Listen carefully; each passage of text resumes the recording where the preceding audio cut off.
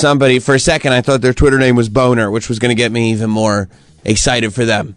But it did. It said ELGSES, as the mayor of Philly spelled it, which is perfect because EALG, like you couldn't get half a dozen cupcakes and spell out Eagles otherwise. You have too many letters. This way, you can get it on there perfectly. How many letters do you think is Eagles? I just did it real quick. EAG. Oh yeah, I guess she just swapped them out. It's actually a good thing. I guess she just swapped them out. Yeah. She just added an extra S. Yeah, I forgot she added an extra letter in there. Yeah. That's all right. Spelling's hard. I mean, especially a word like Eagles, because there's two E's, but they make different E sounds, which is always extremely complicated. And then the EA, that, sends everybody for a loop. Plus, is it a J or a G coming from the G? It's next to impossible. Well, not everybody loves the Eagles, but the amount of absolute venom and hatred, I don't think, including Al-Qaeda, there's a more hated organization in the United States of America than the Kansas City Chiefs. At this point? I think you're right. People hate them. If you go on any form of public discourse, be it social media or otherwise, and you go, man, this Chiefs, man, what a great team, huh?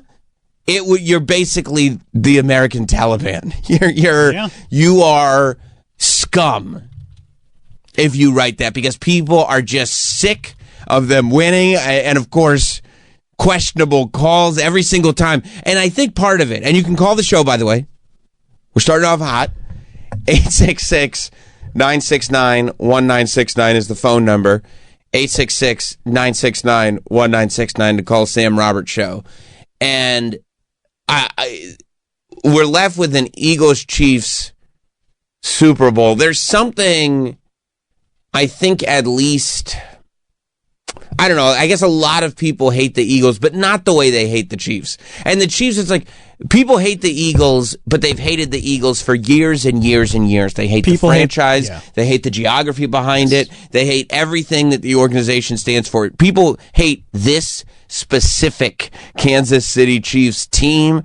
They hate the coach. They hate his mustache. They hate Kelsey. They hate his girlfriend. They hate Mahomes. They hate his brother. They hate everyone associated with this team, and the venom only grows. It's not like people have succumbed to the fact that, look, no matter how hyped up we get, no matter how much we think there's a chance, they're winning. No matter how much we believe, well, the Bills team this year, even in game, even if we get to the third quarter and it looks like, you know what, they may not do it, those last 3 minutes of the fourth quarter will remind you that to have hope is futile and that you might as well pledge your allegiance to the Kansas City Chiefs because they're not going anywhere, which is kind of hilarious because I feel like 2 years ago, people were kind of psyched to see them get to the Super Bowl. People were kind of psyched to see them win the Super Bowl. No? This is the way it always goes. Yes.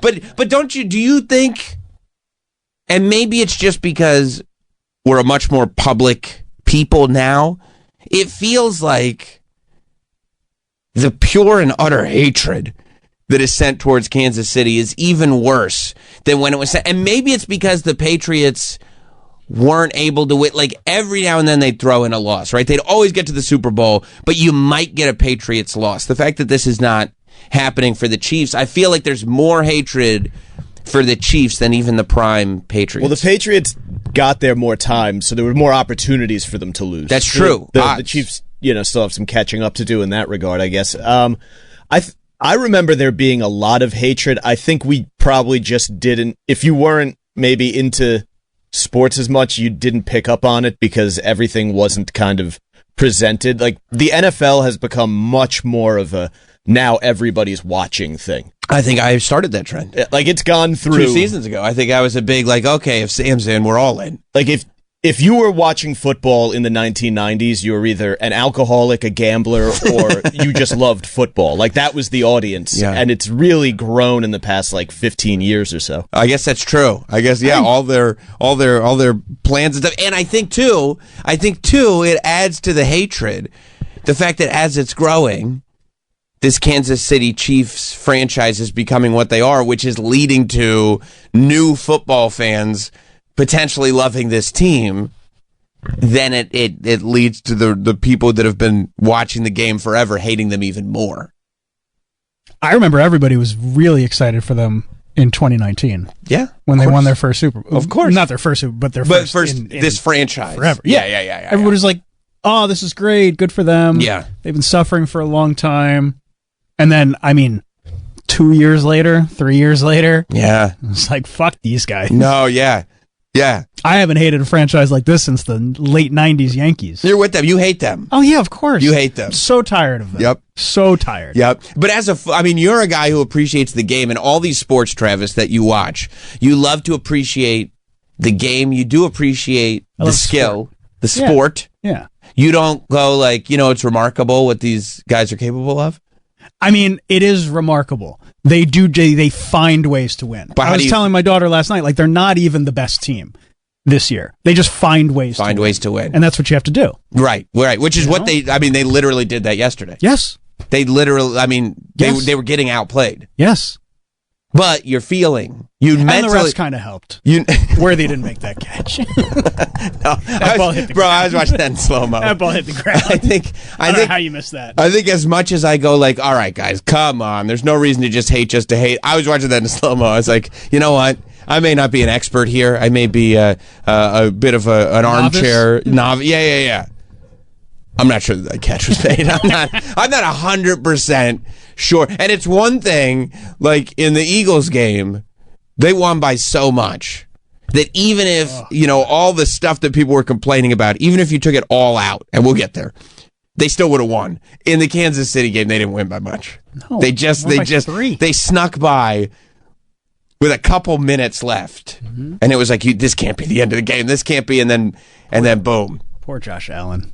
Well, he was looking like he was Cody Rhodes at WrestleMania 39. Time. It's got to be so deflating to keep getting there and being almost good enough, and now being 0-4 against the Chiefs in the playoffs. Especially because it's the Bills. You're the guy who's the Bills had this wave all those years ago, where the joke was they always make it to the Super Bowl and they're never going to win the Super Bowl. Straight. I can finally bring them back to the Super Bowl. I can finally bring them back to glory. Why do I have to exist in the same timeline as this referee-friendly Kansas City Chiefs team? And then you see the memes of Homelander just with that gritted smile staring off. You're going to make a supervillain out of Josh Allen. And from all indications, he's one of the nicest guys in the world. No, he won't be. No, he won't be. No, he won't be. If you have to spend your winters in Buffalo and this is how you're treated. And it's not okay, he's good, but he's just not quite good enough. It's clear that if it wasn't for this team, he's good enough. Of course, Buffalo would be there if it wasn't for this team. But this team is here. Unfortunately. Great googly moogly.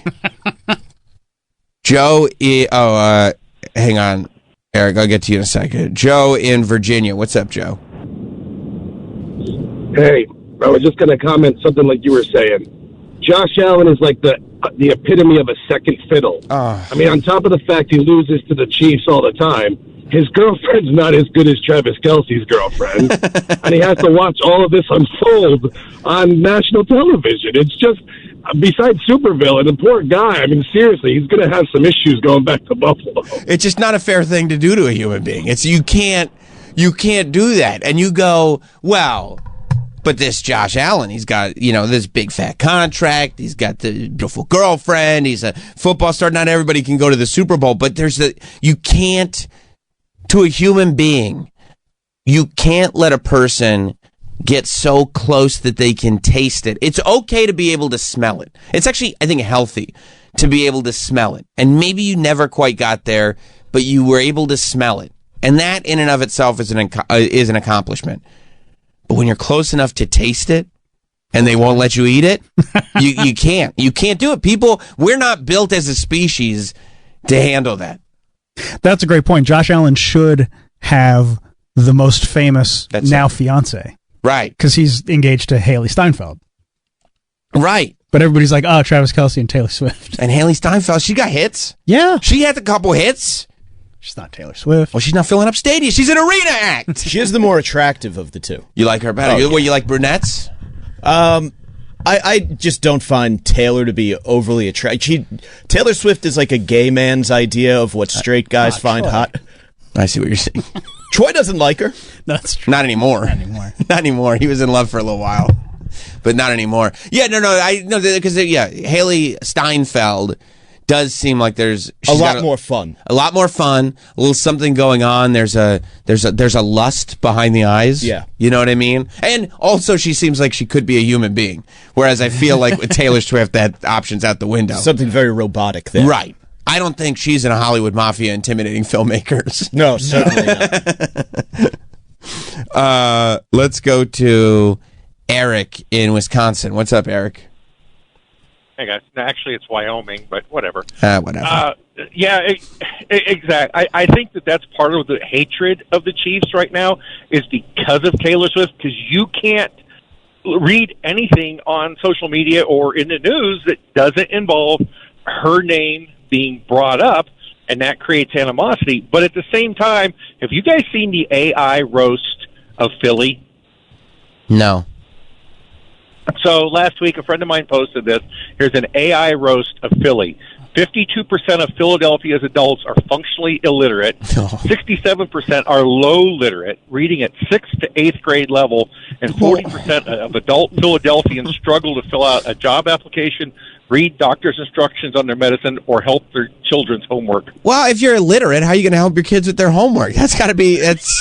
Why would you test for both? That's just unfair. It's insulting at that point. Once you pass illiterate, it's of course you're not going to be able to be much help past like first grade.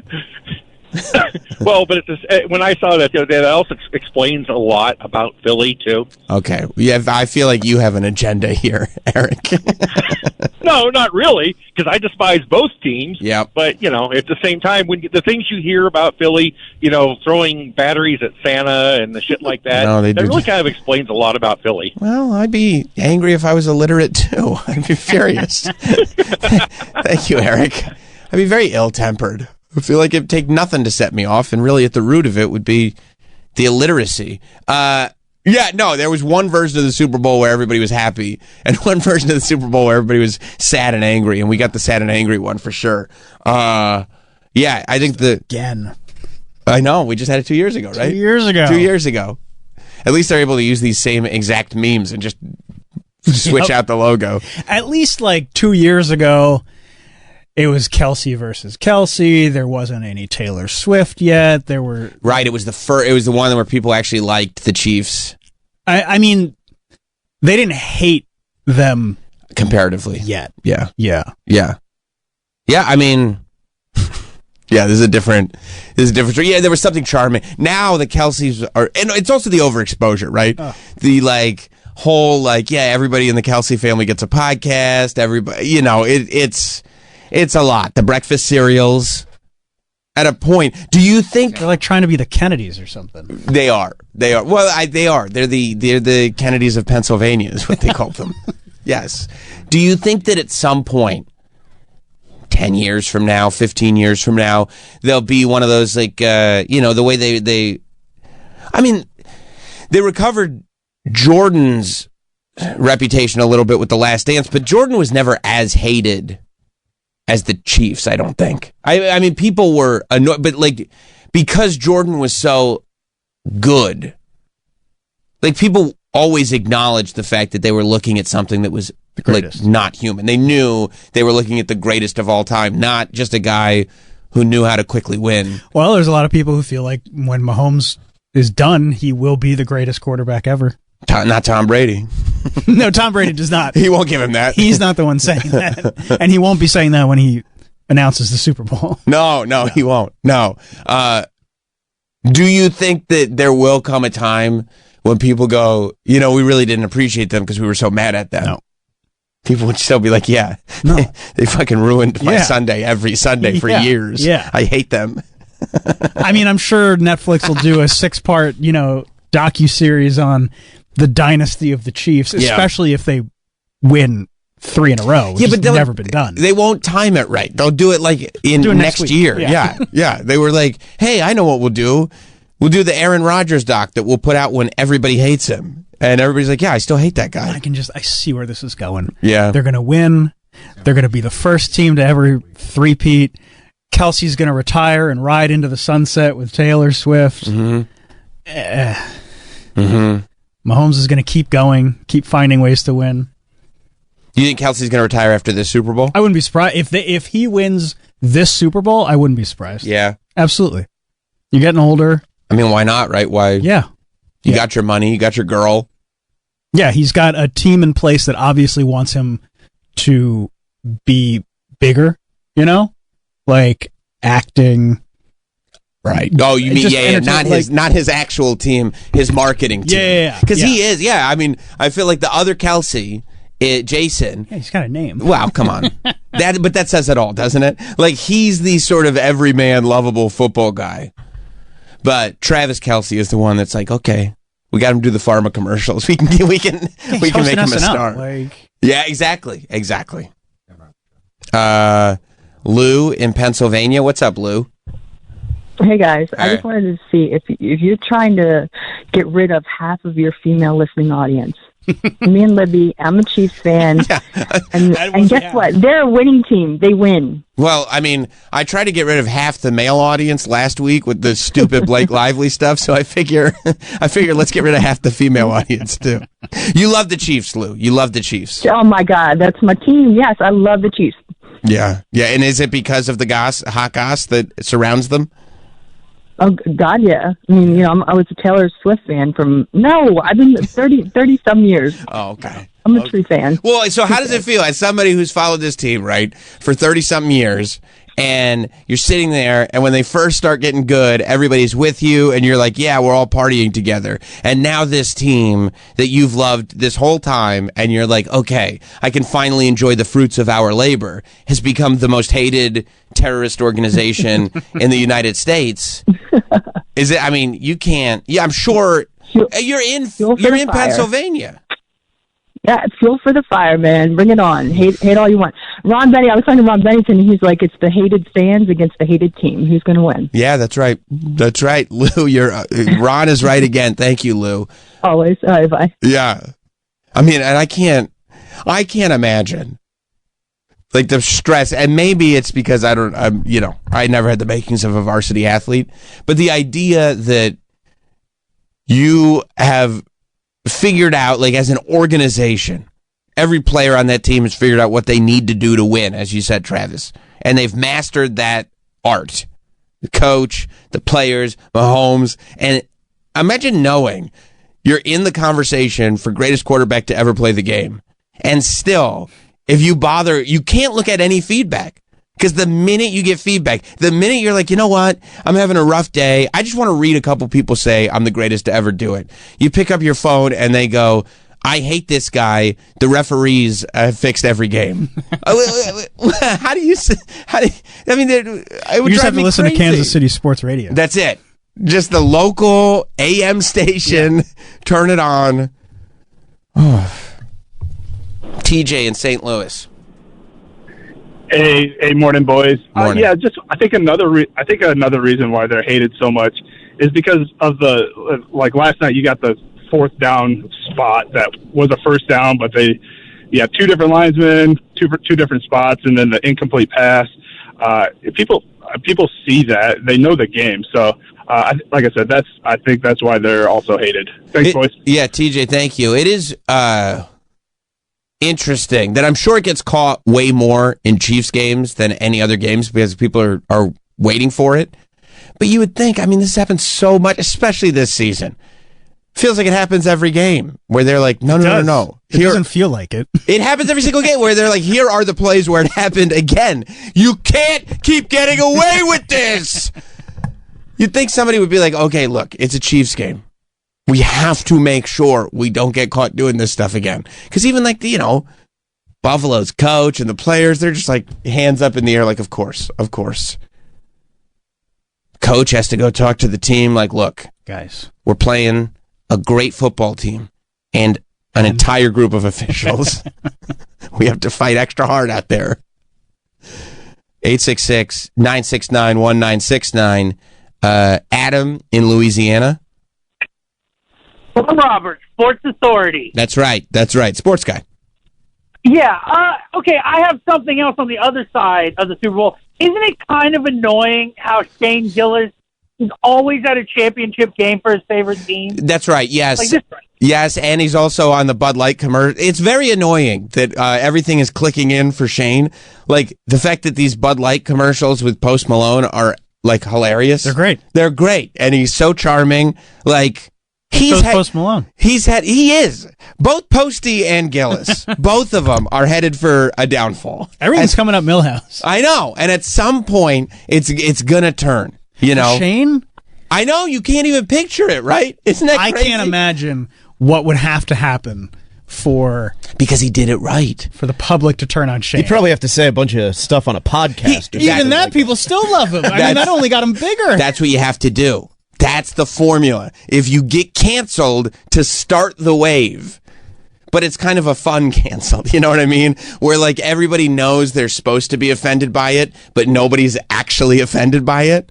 The way he carries himself, it's like now that the public knows how endearing he is, it's going to be impossible for him to get And now the old stuff is coming up, but it's coming up for the right reasons. Like, my Instagram keeps feeding me reels of him roasting Martin Shkreli from Legion of Skanks. Are you seeing that too? All the time. And it's like he's anti-Martin Shkreli. How do you go against that? But it is. I mean, the one saving grace is that Shane's teams are going to championship games, but they're not winning championships. Well, I sure hope they win this one. You hope. Yeah. Thank you, Adam. I can't believe I have to root for the Eagles. Is that where you're at? Yeah. Of course. Yeah. What, am I going to root for everyone to have a good time? No, you have to root for someone. No, you do. You do. And unfortunately, I have to root for a Philadelphia team. Once I start season 3 of my NFL fandom, come next year, or later this year, are you guys, I need you guys, I've decided, because you guys were asking me who my team is, Mm-hmm. I need you guys to get me that Rob Lowe NFL hat. Because I think that's how I've decided I'm going to settle in and watch my football. That's fine. I need an NFL hat, and I'm just going to cheer the organization. Every time I see a great play, I'm going to say, man, thank you, Goodell. This is great. Nothing wrong with just enjoying the sport. That's right. Thank you, Roger. Thank you. You've put on a great show for me again. Yeah. I want you guys, when you're sitting there watching football, when you're watching the Super Bowl in 2 weeks, I want you to picture me on my couch, some beer, some nachos, and an NFL hat. What are you, like Homer with his TV sports pennant? Yes, as a matter of fact, Miguel posted that meme and said, this is Sam. I said, that's exactly right. That's exactly who I am. 866-969-1969. Dan in Iowa City. Sam Abraham Muffin. What's up, bud? I got 2 quick things. I feel for Josh Allen because he's a strong, silent type, like Gary Cooper, whatever happened to him. And 2, good question. This Haley Steinfeld is a much hotter gal than Taylor Swift, and I think she's a lot cooler, too, because she does have a song about, flicking her bean and blasting her box, and that's pretty cool. Hey, wait. This is news to me. Haley Steinfeld. Pretty cool. She did a song about flicking the bean, because I don't think, and once Troy's screening some calls right now, but I'll get to the bottom of this because he knows Taylor's whole catalog. I'll have to get to the bottom of whether we've had any Flick the Bean songs from Taylor Swift. But you're here to tell me that Haley Steinfeld did a song about flicking the bean? Oh, yeah, it's called Love Myself. I'm pretty sure it specifically mentions her bean or something in it. I don't know. That's pretty sick. Thank you, Dan. You're welcome. Bye, guys. I'm going to take you. Mentions her bean. I'm going to take you as an authority on this. Do we have confirmation? Is the song called Love Myself? It's called Love Myself. Okay, I'm not going to listen to it. Let me do a Control F real quick. No, there's no bean in there. Oh, yeah, but it said the hook is going to love myself. No, I don't need nobody. Let me see these lyrics. I don't want to hear it. Okay. Whoa. I don't want to hear it. Wow. Okay. You know why? Why? Too much backlash on the Blake Lively segment. Can't do it. Can't drop the T today. Oh, yeah, okay. I'm going to touch the pain away. Nice. Nice. Gonna love myself. No, I don't need anybody else. That's sick. Can't help myself. No, I don't need anybody else. Yep. Gonna love myself. Blah, blah, blah. No, that's 100%. So you don't always have to say, I'm flicking the bean to tell everybody what you're doing. You know what I mean? So shout out to Haley Steinfeld for sure. Mike, your instincts were real good on this one. You didn't even know about this, did you? No, I had no idea. But as soon as I gave old Haley Steinfeld a goog, you could see it in her eyes. You could tell. This is a girl who flicks the bean for sure. And she sings pop songs about it. And wasn't she in one of the Coen Brothers movies? Was she? I think she was in, the cowboy movie or whatever. No Country for Old Men?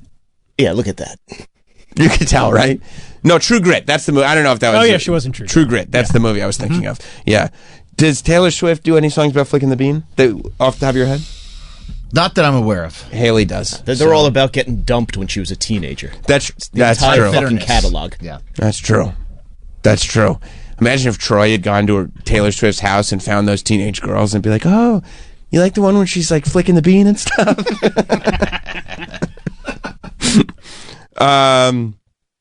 Matt in New York. What's up, Sammy, Matt? how's it going? Good. So I'm from Syracuse, and I got to ask, now that you're a certified sports guy, are you going to be a proud alum and start following Syracuse sports too? Listen, I loosely follow. If there's any college team I support, it is the Orange. I mean, in my head, they're always the Orange men, but the Orange, I suppose. Yeah, look, I mean, even when I was in Syracuse, we ignored the football team because it was, post Donovan McNabb. It was a terrible football team when I was there. It was horrible. But freshman year, we had a national championship basketball team, so it's difficult to not have a warm place in the cockles of my heart for old Coach Boeheim and everything that he did for that organization. Yeah, football, they had a first 10-win season in over 6 years, and their quarterback broke the ACC record for passing yards in a season, and I don't know if you saw next year, Carmelo Anthony's son's coming to SU to play. I did see that. I have made some friends professionally that really are into alumni life, and they're like really tracking who like Syracuse is going after and all that stuff. And I did hear that Melo's kid was going there. I'm excited. Thank you, Matt. Yes, I will be supporting Syracuse sport. Tim on Long Island. Yeah, Travis, what do you mean you're going to root for Philly? Root for your Super Bowl boxes. Let's get some Super Bowl boxes going. Root for numbers. Numbers. I'm still going to root for the Chiefs to lose. Right, because... yeah, we want the Chiefs to root. We can't root for Philly. Come on. Well, one goes with the other. And Tim, correct me if I'm wrong, but I think that you and a lot of people are more hoping that the national anthem plays and we get a sort of Bane in Gotham City scenario. That's best case scenario. Yeah, where the field starts to crumble and all the players get sucked into this bottomless pit. I think that there are a lot of people watching hoping to see that, no? Yeah, I didn't think that. I thought fiery plane crash for Philly, but yeah, I guess so, yeah. Yeah, okay. I don't want either one. I want 7-3. That's the final. That's my number. 7-3. He's already got his numbers. Thank you, Tim. I did win money on. I did just decide to place a big bet to win a little money on Kansas City. Oh, you son of a bitch! Because it was like so I lost money on the Commanders. That was my sweetheart team. Okay. That was when I decided to bet with my heart, and then to make up for it, just put a ton of money down on Kansas City so I could win like $10 back or whatever. I got to get it back. Yeah. You don't understand. I mean, I'm down bad. I mean, I did feel like maybe that Cinderella story would continue. Washington? I thought Washington would do it, and then the crushing reality of the Philadelphia Eagles came in and just ruined everything. It was every time you turned around and thought maybe Washington is coming back, the Eagles were like, no, this was the score. 55-23. 55 points scored by a team in a championship game. That's amazing. Which is a little misleading. Go ahead. I feel like because like they were in it for 3 quarters, but they just kept beating themselves. Like those turnovers and penalties, and like they couldn't get out of their own way. No, and then the Eagles really poured it on. They wouldn't stop. No. They wouldn't stop. Like I don't remember the last time I saw backups come in at the end of the fourth quarter for the team that was losing. He's already dead. They're already dead. Yeah, it was mean. It was very Philadelphia what they did, because it was mean. It was mean spirited. They didn't have to do that, but they decided to do it anyway. It was not nice. I mean, Saquon could have done what Saquon does once. He could have done it once, and it would have been fine. Yeah, they scored 21 in the fourth. And they didn't need the 21. They didn't need the 21. Yeah, so, it was 34-23 heading into the fourth. Which is enough, by the way. If you said they beat him 34-23, you're like, wow, okay, no, they really beat him. They were like, no, we're not done. We're not finished. Yeah, I felt bad for Washington. But I have to feel like if you're a Washington fan, this is a successful season. This is like when you were talking about the Orioles and stuff like that, where you're like, we got way farther than we should have. You were not supposed to be here that fast. Yeah. Yeah, I mean, sure, but then again, it's one thing if you get knocked out a little bit earlier in the playoffs when you can smell it, but you let them taste it. Yeah, they got a bright future, though. Maybe. It's always maybe. Right. Yeah, because you're going to, and especially because now next year you're going to come in with expectations, which is what destroys you. The Washington Commanders had very little expectations. I remember at the beginning of the season, they were starting to win games. I think we talked about it here. We were like, they shouldn't have won that game, but they did, and that was really cool. And then they just kept doing that and doing it and doing it. And you were like, oh my God, this team that was supposed to build over the course of years is already coming into its own. Except then next year they come back and they've got expectations. Yeah. Well, now that's tough. There's an entire season of film now of everything they do well. Yes. That didn't exist before. No, it didn't. New head coach, new quarterback, a bunch of new guys on defense. Yeah. And I mean, look, you don't have to want to root for him, but this Saquon Barkley is something else, isn't he? And forgive me for saying it. Yeah, no, I love it. It's a controversial take, Listen, I know. The only really good thing that can come out of the Eagles winning the Super Bowl is just really letting the Giants know, again, how bad they fucked up. Well, I mean, it's not fair. Plus, it's his birthday. Yeah, Super Bowl is Saquon's birthday. Yeah. And also, I think, most people who are NFL fans like me with our NFL hats on, we love more tush pushes, the better. We love the tush push. We think that this is great for the game. We go, if there's one thing the game needed, it's more tush pushes. It's your favorite play? It's the best play. It's exciting. It's deserved. It's safe. It's not going to, I see no downside to the tush push. People hate that tush push. Oh, yeah. They hate because it really is, the stupidest thing. And to do, it's a stupid play to do during the regular season, to be tush pushing, and I understand, win at all costs, whatever you got to do. But this is like cheesing in a video game. You know what I mean? It's like when you have a friend who just goes, hey, and then he's like, I beat you, and you're like, there was no honor in that victory. It was disgusting the way you did it. You have no skill.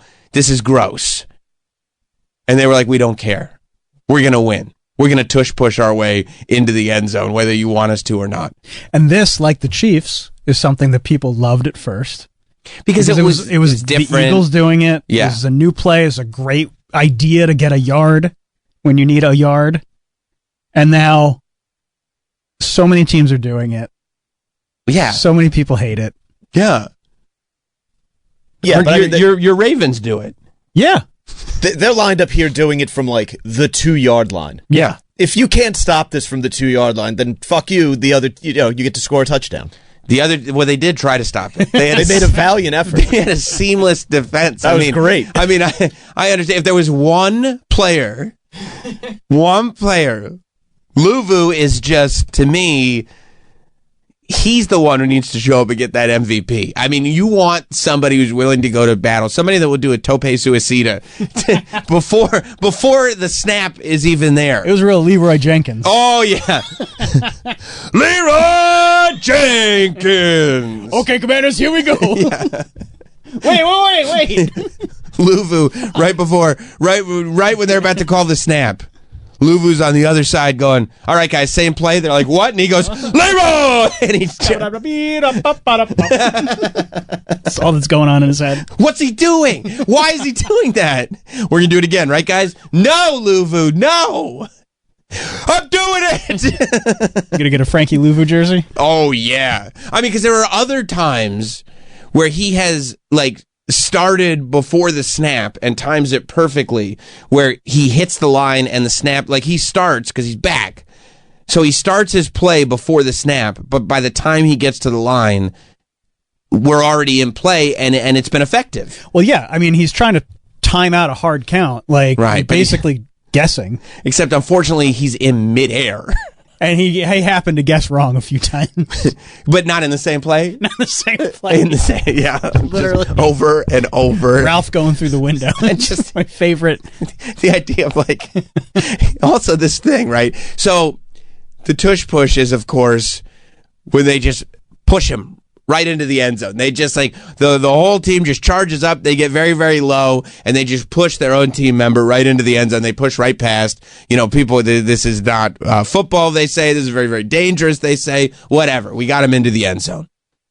I'm sure it hurts a ton. I mean, it's got to suck. Jason Kelce would talk about, like, how this just, like, took years off his life because he was just being crushed by 30 men. Have you heard him say, too, he doesn't want to go anti-tush push because he's still, you know, but Eagles. You know he is. Because he goes like this. His quote was, they go, he goes, I'm so sick of it. I don't have the energy to even think about it. I don't even want to talk about it. Yeah, go ahead and ban it.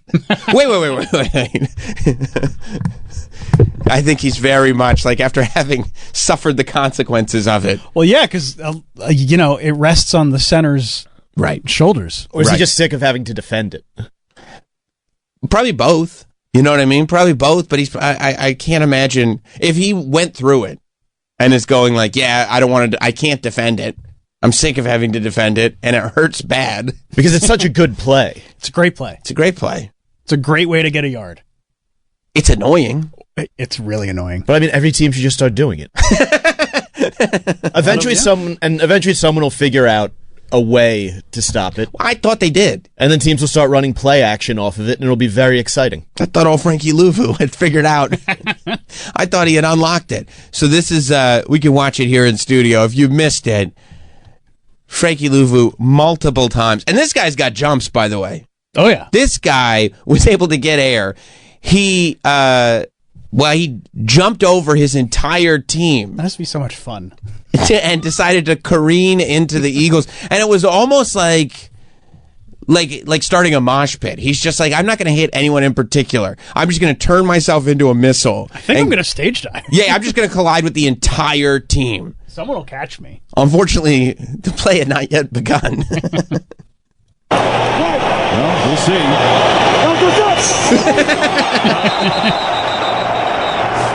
No. Washington comes.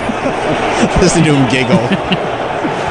Frankie Luvu jumped over both lines. That was like Air Jordan. And he's so happy with himself. Oh, yeah. You see him I almost got it. Yeah. And he goes down head first. Defense number 4. The penalty half the distance to the goal. He's just hitting everybody. See, and he extends his arms as he jumps to try to take out as many players as possible. He's so great. Great try. You got to do something. I mean, you can't practice against this. And to honestly, I don't know how you practice against it. And if you're defending, I love Tom Brady trying to break the whole thing down. He's like, I've never had to deal with somebody like Frankie Luvu midair jumping at me. All right, here we go. All right, we're going to do it again. We're going to do it again. All right, the silliness has ended. And we're going to... He's like, what are you doing? Stop! So hit pause for a moment. Frankie Luvu decides, it didn't work the first time. And the referee flagged it. The play had not yet begun. So it's like, okay, we got that out of our systems. the broadcast booth got a giggle out of it. Everybody was like, okay. Even Frankie Louvu stuck his tongue out, giggled to himself. All right, let's get everybody back in. All right, let's do this for real this time, boys. Guys. Seriously, let's do it for real. And Frankie Louvu goes airborne once more. And I will tell you, with enough notice for Jalen Hurts just completely move out of the way. He's like, no, I'm leaving. I'm not going to sit here and get hit by you. He's doing it again. He could probably see it in his eyes, like, he's going to do it. He's going to do it. He's like, guys, don't worry. I'm not going to do it. I'm not going to do it. I'm going to do it, guys. I'm going to do it. I'm going to do it right now. Couldn't help himself. Like Kanye talking about what kind of doctor he had. Yeah, I know. I can't say it. I won't say it. It was a... All right, this is the second time. That was the second time. And he's happy with himself again. He's trying. The referee's like, please stop doing that. Frankie Louvu's like, never again. I will never. Defense number 4. Washington has been warned that if that foul is intentionally done again, it will be an unsportsmanlike conduct foul. For now, it's half the distance to the goal, and it's still second down. He's just jumping. Trying to stop it. They're like, okay, don't do it again. If you do it again, it's going to be unsportsmanlike. It looks like, if I'm reading the referee's face right, he did say that was kind of funny, but seriously, don't do that again. And Frankie Louvu is way back in the back. He's going, he's thinking about it. He's considering it. Philly's waiting for him to do it. That time they just went over the line. Yeah. How close can they put this ball to go at this point? Now the refs have had it. Right. This is like, go to bed. I told you. I told you to stop. You heard Sean Hockey say that it could stop lead playing. To go to your room. It could also lead to It's awarding the goddamn NFC Championship game. What are you guys doing? Times like this. So yeah, they got excited. Defense number 93. He's so frustrated. Washington has been advised that at some point the referee can award a score if this type of behavior happens again. I didn't know that was possible. I mean, this is my favorite thing about watching this whole entire afternoon and evening of football. That, like, nobody even knew this was a rule. I didn't know. Nobody knew that this was a rule. That, like, if the referees can eventually say enough is enough, they get the touchdown. Mike, did you know about the enough is enough rule? No, I love when weird shit comes out of like the bottom of the NFL rule book. Yeah, it's so much fun. Yeah, like that's one of those rules where in referee school they go, why do we have to memorize this one? Like, why do we have to 7? Column 5. We're never going to need this. For instance, if a player keeps diving over his entire team, okay, whatever. There's got to be rules for everything. One referee remembered. Well, because they're all lawyers. So these are just guys who love football and love rules. Right. They love rule. They love being litigious on the field. That's where they're a Viking. Defense number 93. Washington has been advised that at some point the referee can award a score if this type of behavior happens. For now, it's a replay of second down. And the crowd is like, what? Huh? It is to keep this happening. You know how bad I was hoping this happened again? Oh. After a warning. Would have been so awesome. It's two separate people here. Can lead to what is called a palpably unfair. Do you think Brady even knew that was a thing? I bet he didn't. He's like, you cover this. He never had to deal with this. Yeah, I have no idea. That's why you're the best. Sean Hackley and his crew were on it, though, and well, this is the longest second down in NFL history. You see where the ball is. Good try to. And then I love the Eagles too. They're just scrupulous. They're like, no, we're still tush pushing. Yeah, we're pushing in. Those fucks. I got like 4 yards on that. Those fucks. Because Washington basically was told, if you don't let them tush push into this end zone, they are pushing themselves into the end zone. You can either let them in, or we're giving them the touchdown anyway. So you do what you're going to do. I do wish there had been a protest. I wish that they had just got one more time. I don't care if it was Frankie Louvu or whoever it was. I wish they'd done something theatrical, knowing if they're going to score anyway, let's do it on our terms. Let's let us have a moment here. It's like an Animal House when they knew they were going to get kicked out of school anyway, so they threw the toga party. Right. So you're saying they're going to get the points either way. Well, then let's make it our way. Yeah, I wish that had happened. So that's what you're left with. You're left with the Eagles. Yep. the Chiefs. The Chiefs. You can say it. It's okay. I know. But they're just so hated. They're just... I know. So very hated. But that is true.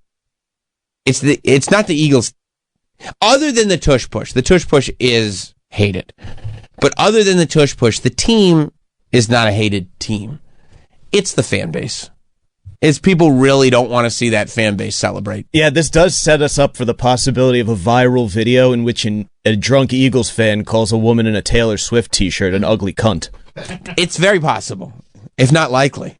Could happen to Taylor herself. I mean, you don't want to say it. Before the game even starts. It could. Yeah, that's right. It could be in the parking lot.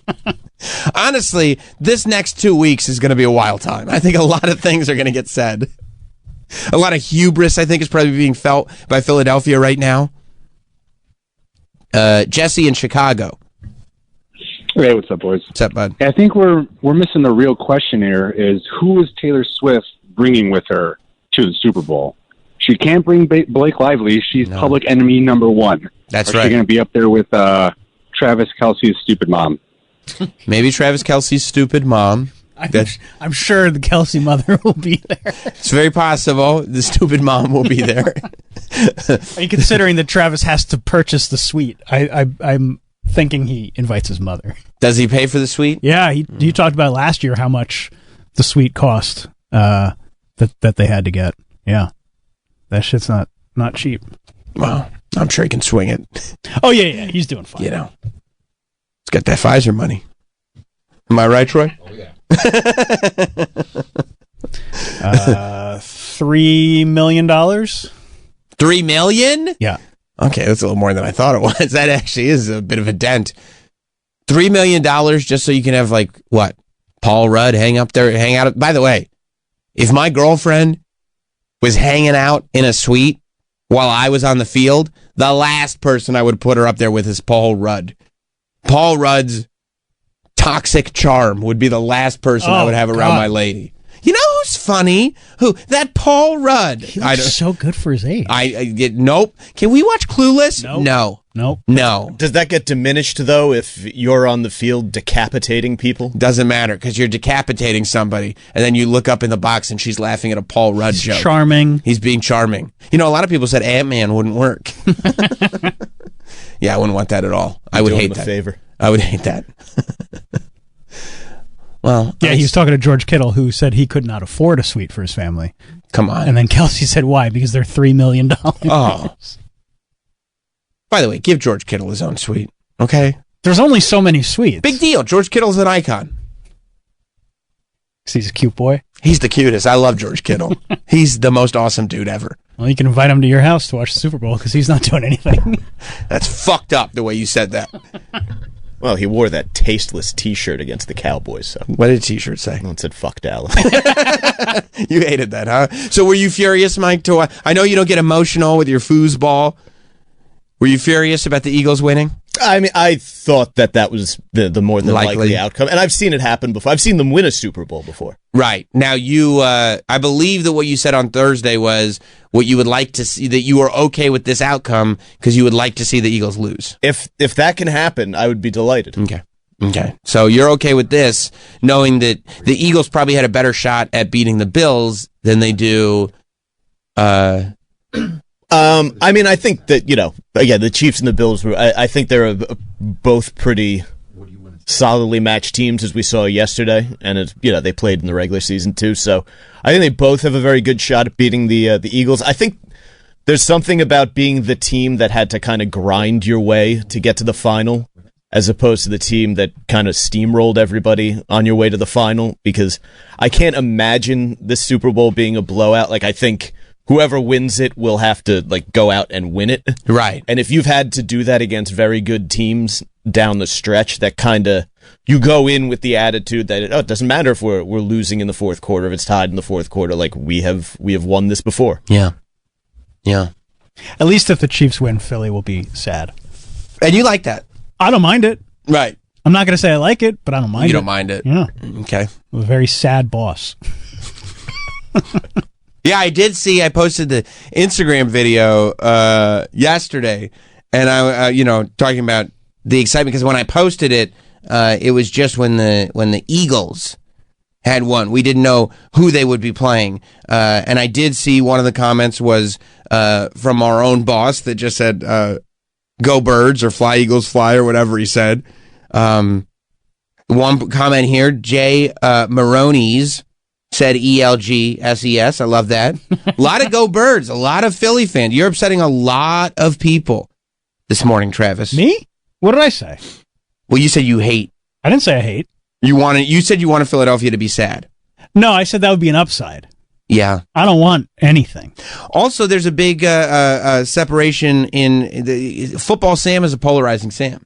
Why? There are some that say, like Daniel Joseph, I can't wait until football season is over and they stop talking about it, LOL, which is like, I never thought I would hear that. Well, sounds like he's a Mary.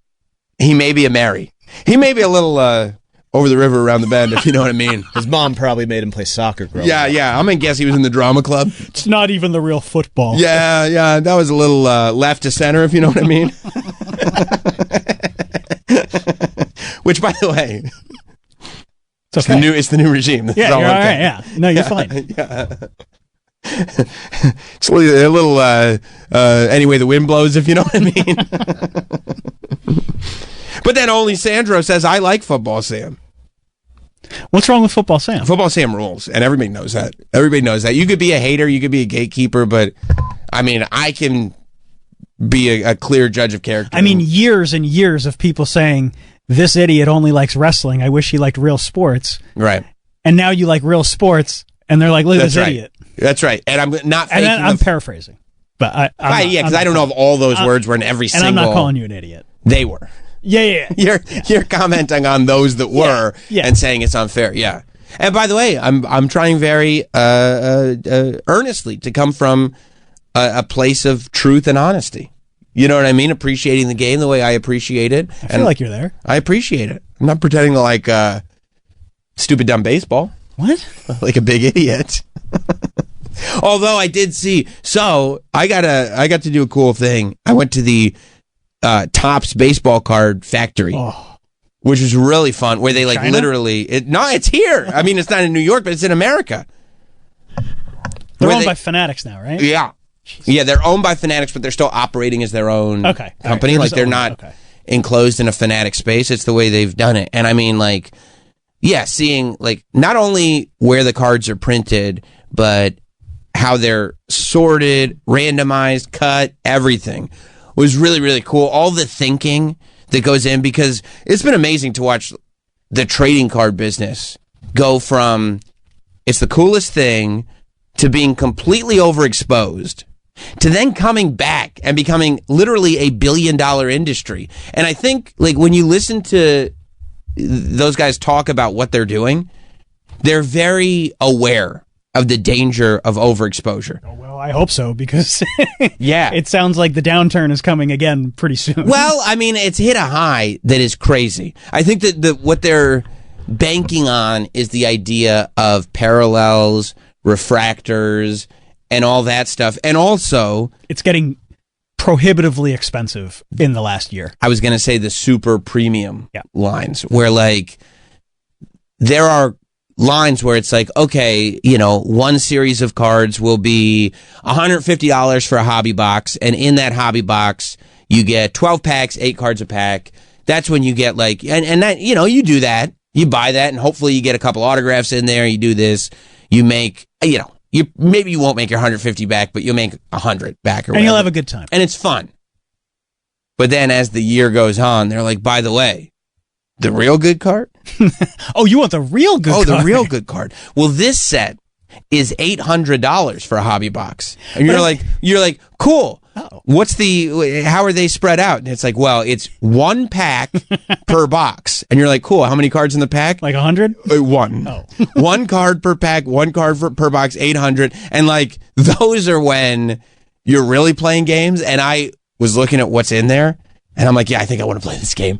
I'm getting the itch. I think I want to play this game, because you can get something that, I mean, it's $25. Like, you're not even close. But you can also get something that you could argue is like a one of one, $10,000, $20,000, whoever. It becomes what is this worth? It depends on who's buying it. Like I just saw Topps has an Oppenheimer card. Did you see that? Yeah. Where it's they do a thing called cut signatures where they take something that was legitimate, that's authenticated, it's legit. It was signed by a person. Doesn't even have to be an athlete, but they have a Babe. Don't they have like a Babe Ruth?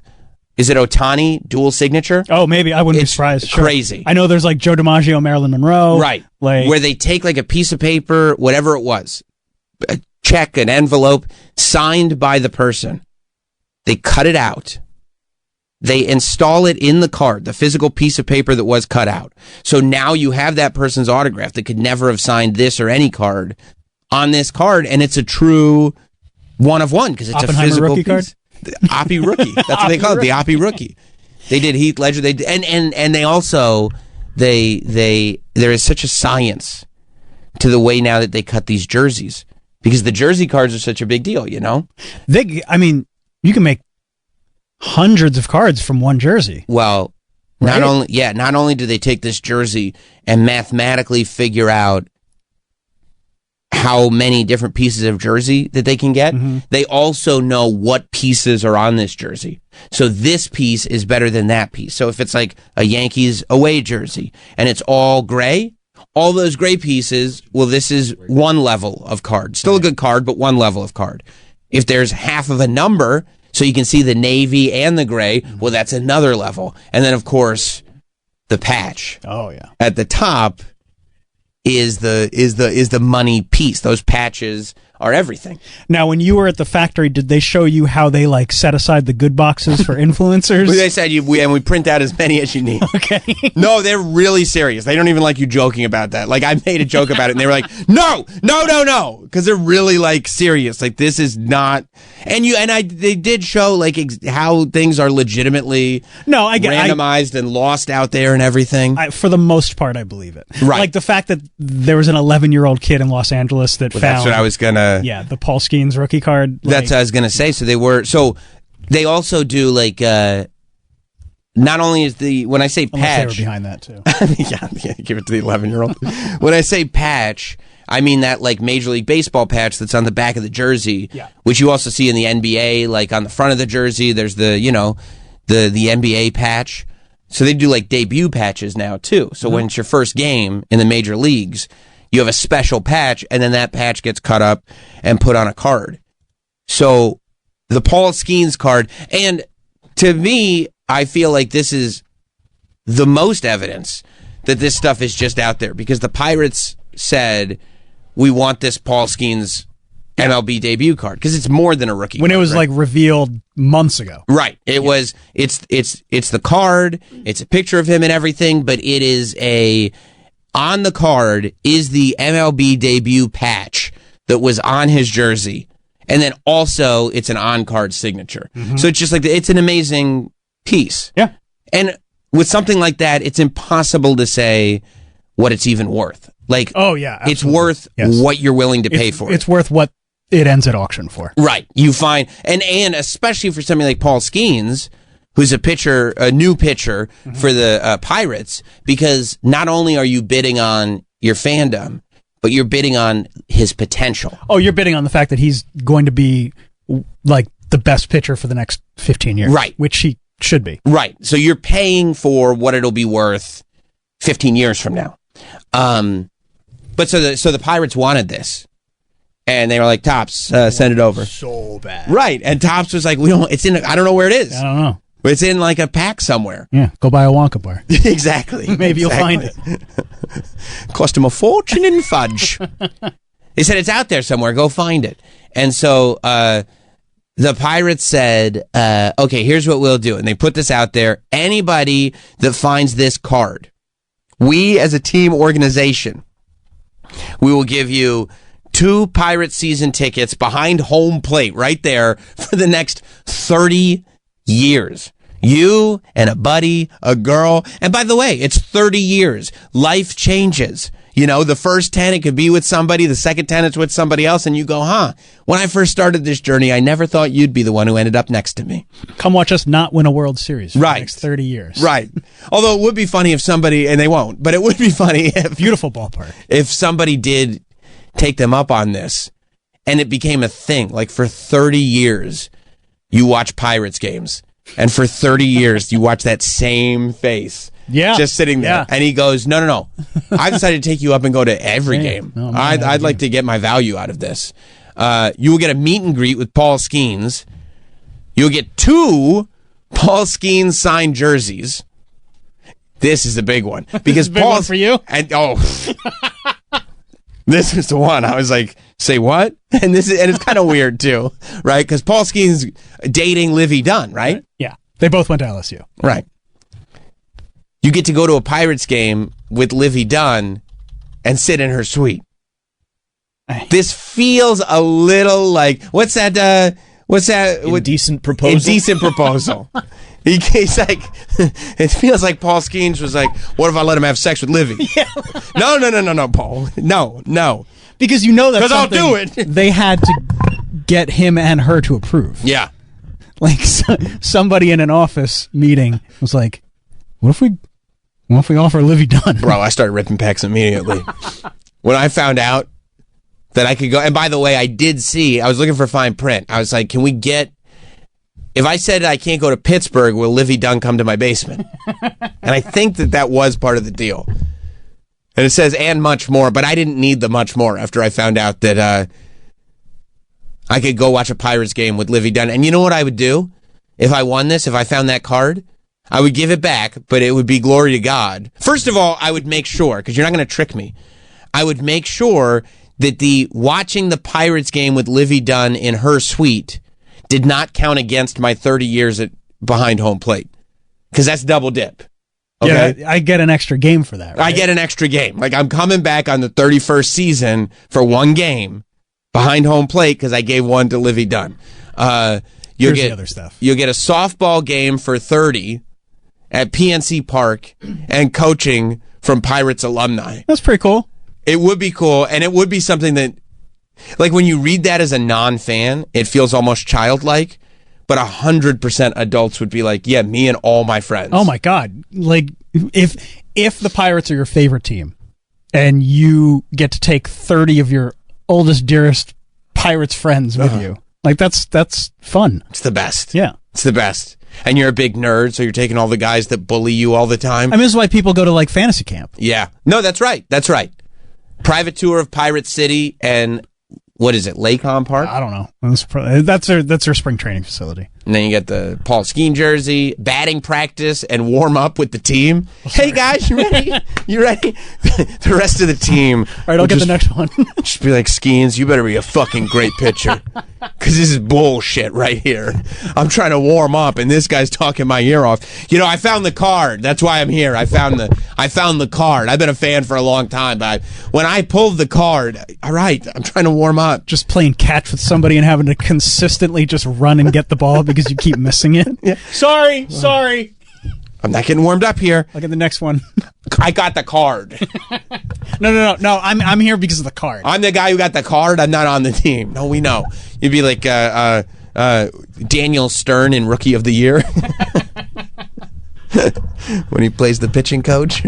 I mean, for a Pirates fan, it's an amazing package. It's a very good package. And you know what I'd be doing up in the suite with Livy Dunn? The Livy Dunn suite. Flickin' bean? No, I don't think that'd be allowed. But I mean, I did have, but I don't think. No, I'd be the whole time. I'd be looking at Livy Dunn, going, "Man, that pitcher's goofy looking, huh?" Oh, is that Paul? Oh, I didn't realize. Oh man, it's a real weirdo. Man, that pitcher's mustache is stupid, huh? Very stupid. Full beard. Full beard's better. I would hate dating somebody that's concentrating on the game so much. You know what I mean, Livy? Anyway. So can he like only grow a mustache? Or yeah. They'd be like, she'd be like, okay, well, enjoy the game. I have to, excuse me. This said I could enjoy the entire game with Livy Dunn in her suite. Sit down, Livy. I'm gonna say negative things about your boyfriend for the next 9 innings, and I hope it goes into overtime. It's called extra innings. You big dork. Well, that's why I don't watch baseball. I'll be sitting there like, Livy, you believe that they call this extra innings? Oh, we going to overtime? Anyway, Livy, this audience is pretty into it, huh? Now, if you're going to accept that offer, you also have to trust the Pirates' ability to execute, because they had a fan fest recently. Okay. That apparently was a complete fucking disaster. No. Yeah. Travis, did you see this? Hang on. Yeah. No. So they weren't able to pay off their promises? Oh, apparently, like, it was bad. Like, players' names misspelled on, like, jerseys. Oh, Jesus Christ. The Pirates held their fan fest. This was earlier this month. It sounds like it was a disaster with sell the team chants. Expired sodas being sold? I've never heard of an expired soda. Misspelled players' names and fans already freaking out about losing Paul Skeens. Oh, yeah, that's the other thing. Well, they won't be able to afford them. They got 5 years left with them. Yeah, that's 4 maybe. Wouldn't that be great? Like, you trade in your Paul Skeens card, you got 30 years of Pirates tickets, Paul Skeens gone after 3. Oh, yeah. I mean, they can't afford them. Right. Like, they will not be. I don't know who his agent is. I assume it's Scott Boras. They won't be able to afford to keep him. You should get Tommy Cutlett's agent. I mean, he's done wonders. Yeah, yes. See that suit, that hat? I don't have it on video, but here's a transcribed layout of how the sell the team chant went down. Oh, wow. That's terrible. I mean, they probably just are so excited that people are so interested in the Pirates right now that they're not used to all this. It is. That soda says December 30th, 2024. Soda expired weeks ago. The soda is expired. It's no good. That's not how you spell McCutcheon. No. I believe that's Andrew McCutson. And he's like their guy. And they wrote McCutson? Yeah. Like, this is a guy who at one point was incredibly good. I mean, listen. And he left because he got more money, and now he's come back, and he has decided, I'm going to spend the waning years of my career on the team that loves me instead of trying to chase a championship. Who's that, McCutson? Yeah. They're not ready. Pirates aren't ready for this. They're sponsored by Sheets. It says Sheets on their jersey. They're not ready for this kind awesome. of... It is awesome, but it's not like it's like, you know... You don't want to be sponsored by Sheets? I would love to be sponsored by Sheets, but I'm not ready for the kind of national spotlight that the Pirates are getting with Skeens. I would fuck up a fan fest. Okay? I would not spell everyone's name right. It would say Travis Teft, but it would be one F. That's fine. Everybody does that anyway. People message me on Instagram. My name's literally in... It's in the thing. In the thing. It's in the name. They're like, hey, Teft. One F. So, the card was found. The Skeens card was found. Yep.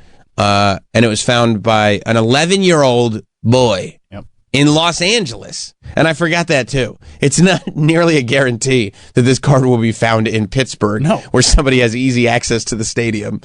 No, it was found by an 11-year-old kid who just pulled it out of a pack in Los Angeles. I think he got it for Christmas. Yeah, that's right. He got a box for Christmas. I read his journal. What a weirdo. They posted it on the internet. Yeah, I bet they did on the deep web. Yeah, now that Russ Ulbricht is out, you think you could look at anything. You're living. That's what Travis told me. He said, I can read this kid's diary. It's a post-Ross Ulbricht world. Yeah, you don't understand, Sam. This is okay now. I can do this now. Ross got pardoned. Silk Road is back. You need anything? That's what he said. I said, I'm good, homie. He was so excited. Yeah, he was pumped. He found this card. They're going to put it up for auction. His parents are going to Gary Coleman him. Oh, yeah. See, look. And Topps is going to cut up the journal and make cards out of it. Yep. Kid who won Skeens card, journal card. I would want those cards. Yeah. So a kid found it. Nobody gets to hang with Livy Dunn, which sucks because that was on the table. And yeah, I guess he's going to auction it. It will be interesting. I'd like to follow this story. I'm very curious to see how much money that card gets. I'm going to guess at least $250,000. Really? Yeah. Fuck. I mean, he's already had one card sell for like $120,000 or something. And it wasn't this one. No, it was like this is the Bowman rookie card. Yeah, this will fetch. I bet. Oh wow, I didn't even notice that. It's got the Topps rookie card logo on it too. Oh yeah. See the RC on the bottom? It's literally everything. Yeah, that's sick. Yeah, it'll be interesting. Goes up in March. Yeah, Fanatics Collect. Oh, can't believe they got it. I mean, they're really smart to be like, oh, they're like, these auction services are big. Oh, yeah. Let's absolutely. just start our own auction service. Like, they're really kind of, this Fanatics company are pretty amazing at just setting up infrastructure. They've monopolized. And being like, hey, no, they made it easier. Okay. I mean, No, I they think it's haven't. monopolized, but sure. Well, that's because you don't understand business. Okay? Your whole basis of this is the board game. It makes no sense. That's ridiculous what you're saying. But, yeah, I think I'll put a bid out there for it early. Oh, yeah? Here's what I'm going to do. I'm going to place a bid for it early. Hope nobody else finds out about it. Maybe I get it for cheap. Reach out to Pirates. Ask them if the Livy Dunn thing is still available.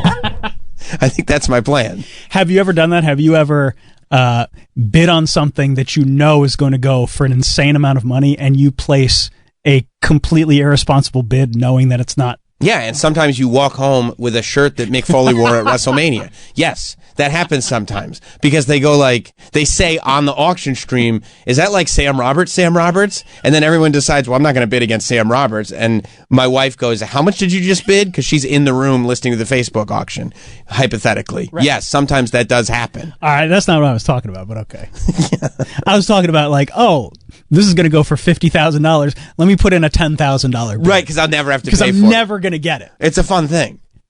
Except there's 1 second. There's that 1 second of, oh no, oh no. I hope somebody outbids me. And you live for that, don't you? Like, that's what you want. You want the moment where you're like, I'm not going to be able to pay my mortgage. I'm totally fucked. How am I going to explain this to my wife? Oh, thank God somebody. And then somebody bids, and later. it goes way past what you were going to pay. But in that 1 second, you're like, I mean, what am I doing? My parents are going to disown me. They're like, why would you do this? My kids are going to look at me like, okay, thank God somebody outbid me. Mike in Florida? Hey, what's going on, guys? I have a 15-year-old son who's a big baseball fan, and when he heard about that deal, he actually told me that he would have given the card away for only seat at a game with Livy Dunn. And so if this kid was a little bit older and a little more perved out, he'd probably be like, yeah, let's do it. Livy Dunn right now. I don't care about the other shit. I think that would have been the move, right? Take the jerseys. You can sell your signed jerseys, right? So you get a little bit of money. You go to one game with Livy Dunn, and then just ask what the cash value is for the 30 years of season tickets. Like, I'm not coming back to Pittsburgh. I'll go to Pittsburgh once for the Livy Dunn game. That would have been the move. Here's the card. Give me the 2 jerseys. I'll sell those. I'm going to hang with Livy Dunn. I'm going to shoot my shot. Even if I'm if I'm 15 years old, I'm going to shoot my shot, and you should. And then, try to just sell 30 years worth of games. Yeah, get on StubHub for the next 30 years. $25 every game. Yeah. So I saw something like at auction, they think it's going to go for like $1.1 million. Oh, fuck. And it was because it is a one of one, but also if you look at the total value of what they offered him, it was like $700,000. So they really did lowball him which is what the Pirates do anyway. So it's kind of like, unless you're like a big fan and you want all those extra perks, if you're really into it and you want to like sell the tickets and become ingratiated with the team or whatever. But yeah, other than that, they really tried to lowball this kid. I feel like they put a big cash value on the Livy Dunn situation. I think that there was an intrinsic value that didn't get, summated up. It was like, but this is a Livy Dunn game. They were really hoping it wouldn't be some chick that opened the pack. I can't wait till this card sells for $1 million and he blows his arm out. Oh, and never pitches again. Yeah. Dark. All right, take care, guys. Thank you, Mike. Yeah. Yeah, because now's the time to sell. But so that's what you mean, like the idea that like is becoming cost prohibitive in a way where like the cards like that, it's $1 million. Well, it's and it's just becoming cost prohibitive. Like I remember when Topps released their Chrome series this year. Yeah, I think like the value boxes, which you get like 5 packs or whatever, buy at a Target. They were like $50, where they were like $35 last year. I gotcha. So it's like, am I paying $50 for 30 cards now? Like that's the barrier of entry. Well, I'll tell you something during the break. Tell me. I got news about that. All right, good. That's awesome that you got to go though. Like it was super fun. Yeah, such a cool. to not only thing to like watch. to see the factory and everything, and then also like understand their philosophies and what they put out. It was really cool. Yeah. Noah in Baltimore. I'm just wondering what happens when Paul Skeens and Livy Dunn break up. Yeah, They're going to force her to come watch the game. It'd be great if they break up now. That would be great. Yeah, I can't go this season. I gotta go like season after next, and they're like, okay, they signed Livy, to a contract. You have to go to this game. Just sitting there pissed. Yeah, like I'm not even connected to this anymore. All right, let's take a break. We got a very busy show today. I want to. Chris the teacher. What's up, Chris? Hey, fellas. Hey. So Livy Dunn offered the trade up herself. The Pirates had nothing to do with it. She's like, I'll sweeten the pot. Nice. I'll throw in a game with me in my private suite. I also don't understand why like used leotards are not on the table here. I would think so. Well, maybe that's one of those sort of like personal transaction situations. Like, are there any sort of used leotards, Livy, that you have for sale right now? Because I've just come into some money. Because if that's the case, you'd see me wearing one like a race car driver. Okay. Good for you, Chris. Good for you. And you teach the kids in that. That's awesome. Yeah, I got kids coming in about 6 minutes. All right. Teach them well. Got it. Later, man. Later. Would be funny if it was under Chris's khakis. He's got used leotard. All right, we're going to take a break. Mike Cannon is going to be hanging out with us a little later. Hopefully we'll have time to talk about this Howie Mandel podcast. He had a real moment in podcasting that I think a lot of us are still trying to figure out the veracity to it. So we'll talk about all of it. Stay right there. We'll be right back. We will be right back with Sam Roberts Show. We are back with Sam Roberts Show. Creepy Jim Carrey is spreading the tapes of Ferris Bueller talking about his boss's hair plugs all over the office. When I was growing up, anytime there was a white zombie reference in any movie or TV show, I freaked out. Yeah! Oh my God, I know what that is! What a human! Well. You must have loved Airheads. Are you kidding me? I fucking loved Airheads. Plus, Feed the Gods was like, it was like an Airhead soundtrack song. Remember when that was a thing? Yeah, when bands would there's a song that was made just for this movie, and you would buy the soundtrack album just to get that one song. Like you'd go to Sam Goody and you buy the soundtrack to Airheads just because you couldn't get that one White Zombie song. And some of these soundtracks would go to number one. Yeah. And a lot of times, like the Crow soundtrack was a big one. Huge. Who was there? It wasn't Nine Inch Nails, was it? There was something that was exclusive on the Crow. On the Crow, it might have been Rob Zombie again. Might have been I'm Your Boogeyman. That's What I Am. That was on something. Dead Souls was Nine Inch Nails. Dead Souls was Nine Inch Nails on the Crow. There it is. Maybe that's what I'm thinking of. Yeah. And a lot of times they could fill a lot of the rest of the soundtrack with songs you already knew, but if they had one or two songs that were new by artists that you liked, it would be enough to sell the whole soundtrack album. Yeah. They would bleed you dry. Oh, they would. They would love that. That's why you never felt bad. No. Sending them a penny, getting all your CDs, and then not sending them shit. Or when you could rip a CD, you're like, I don't give a fuck. I don't care. You guys ripped me off for so long. When Lars Ulrich was like, we got to make our buddy 2. It's like, fuck you. Shut up. Yeah, no. You've been shaking me down for years. Do you have any idea? You would have to work at that time. What minimum wage was? You'd have to put in half a day's work to earn enough money to buy a CD. And then they were like, what if it was free? Would you be okay stealing it? I'd be like, yeah, of course I would. You get CDs nuts as far as I'm concerned. Yes. I'll steal from Columbia House. I'll steal from the artist. You tell me who. BMG, I don't care. BMG, you're everything you have is mine. Everything. Oh, yeah, that's right. The Empire Records soundtrack was like... Oh, it's one of the best. One of the most important soundtracks ever. Yeah. Yeah, so that's American Pie soundtrack. American Pie soundtrack. Remember Yeah. Mike is over there going, I was waiting. Now you're speaking my the greatest language. film of our generation. It's a great film, and the soundtrack's amazing. Oh, yeah. Cinema. Yeah, that's somebody's got a Photoshop. This is one for Miguel. Photoshop Mike in the Scorsese pose with his hands out, watching American Pie and going cinema. I mean, it's the only movie where all of the sequels have been perfect as well. Even the straight to VHS, every single DVD. one of them. Wow. Even the ones that only from the original cast, all that remained was Eugene Levy. All the Naked Mile. That was a good one. Beta House. You liked Beta House. Oh, they were great. Yeah. I can't tell you. Bandcamp.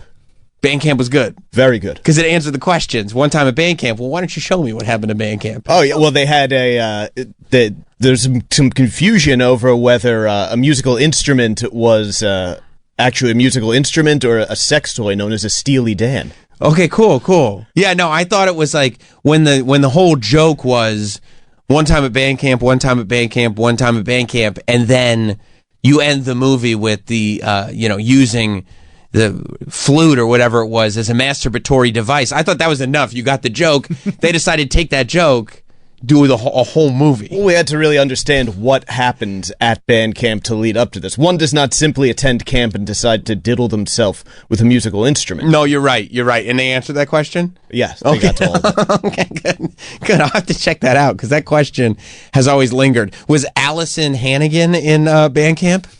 I don't believe so. It's been some time since I've probably not. I've screened it. Probably not. I mean, I assume Eugene Levy was in it. Well, yeah, he I think he was in all of them. Well, he hasn't met a check that he would turn down. Yeah, the sequels tend to follow the Stifler family.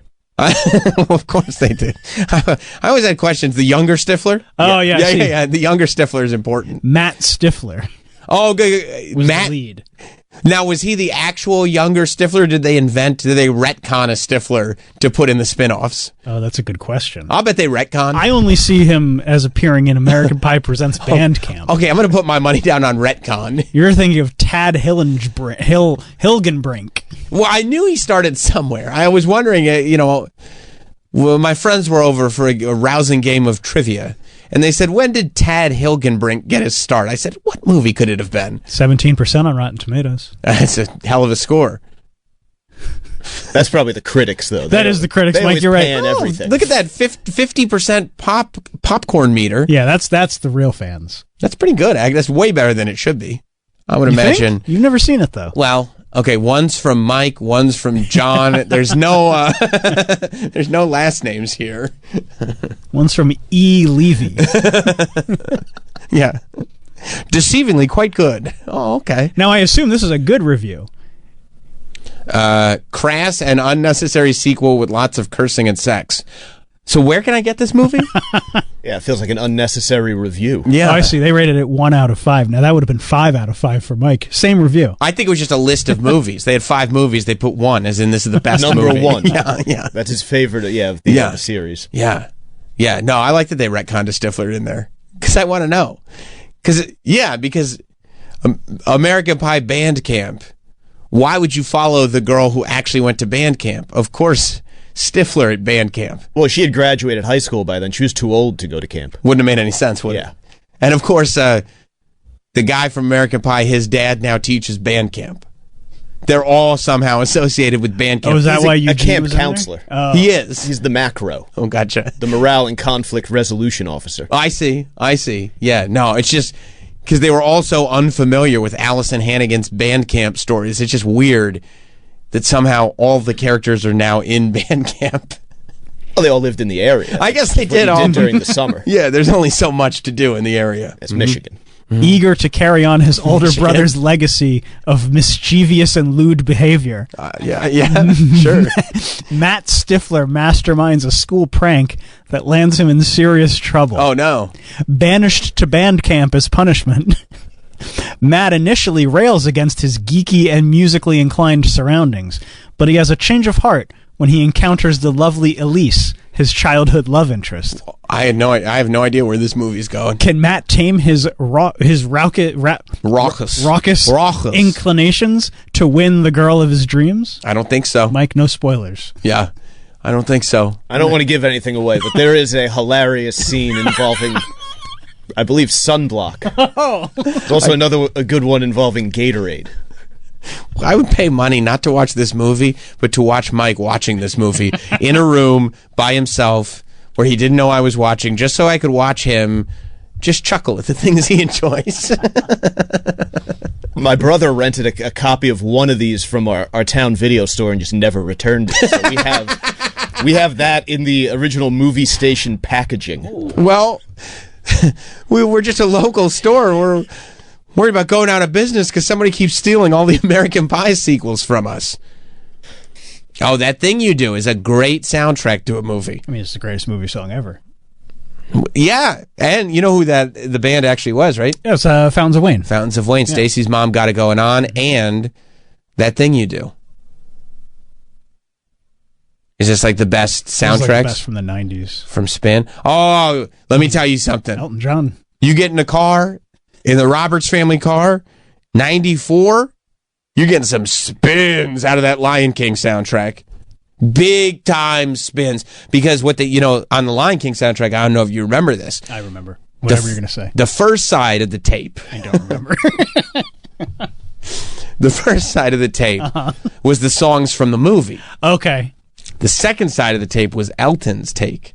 Oh, I do remember that. And so it was like, instead of like little Simba talking about how he's going to be a mighty king. Fuck off. It was Elton going, I'm going to be a mighty king. It was like. And you're like, Dad, does it get better than this? Yeah. And he's like, no, son. Can we just listen to side A again? No. It's side B's turn. Romeo and Juliet, I remember that was a big. Yeah, they don't even like care about soundtracks like this anymore. No, that doesn't happen anymore. No. They don't release them. I mean, there's still obviously songs in movies, but there's no like made for this movie song. Unless it's a musicale. Yeah. Pitch Perfect. Right, of course. Yeah. Well, they still have, in the animated movies, they still have songs. Yeah, that's true. Yeah. Chi-Hu. That's from the new Moana. If you say so. It is. Moana 2? Mm-hmm. I didn't see that one. Moana 2, Back in the Groove. I think is what it's called. How Moana got her groove back? That's right.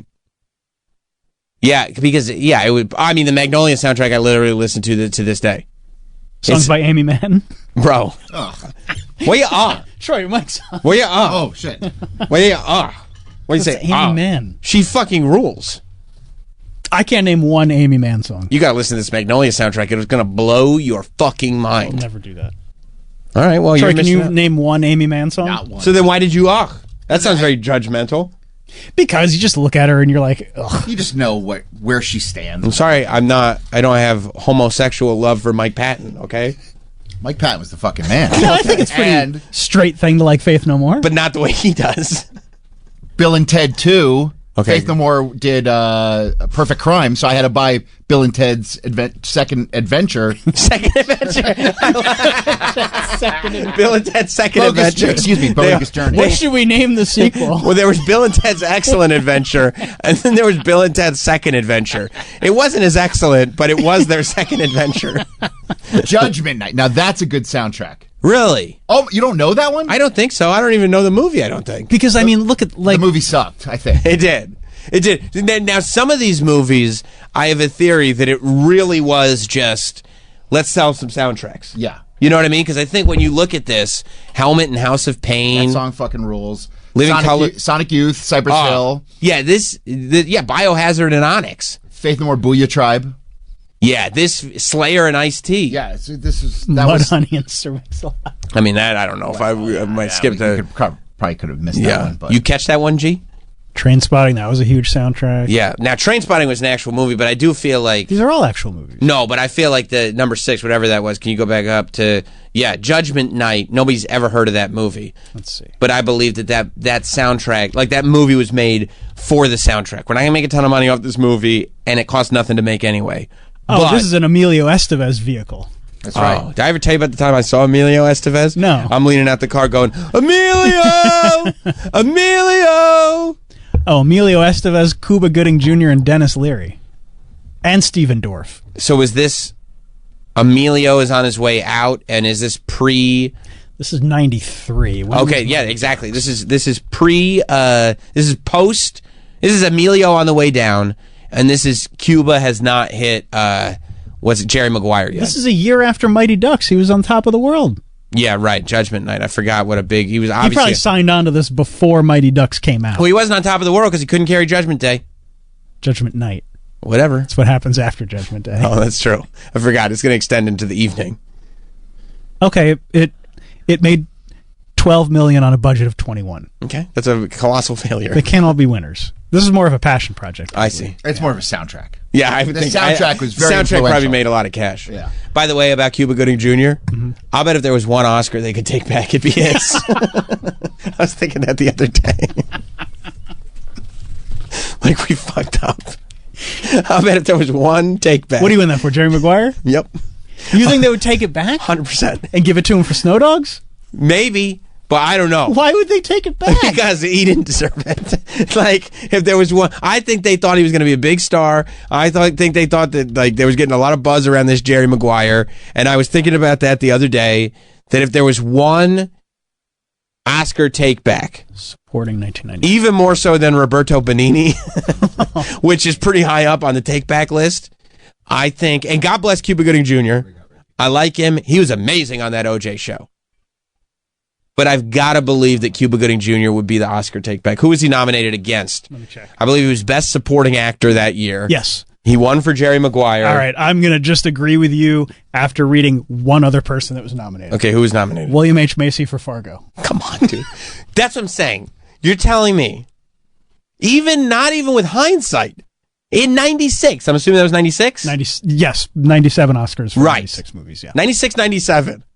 You couldn't watch both of those movies once? Edward Norton for Primal Fear. But Edward Norton for Primal Fear is literally like, this is what actors are supposed to do. This is why it's called acting. It made his career.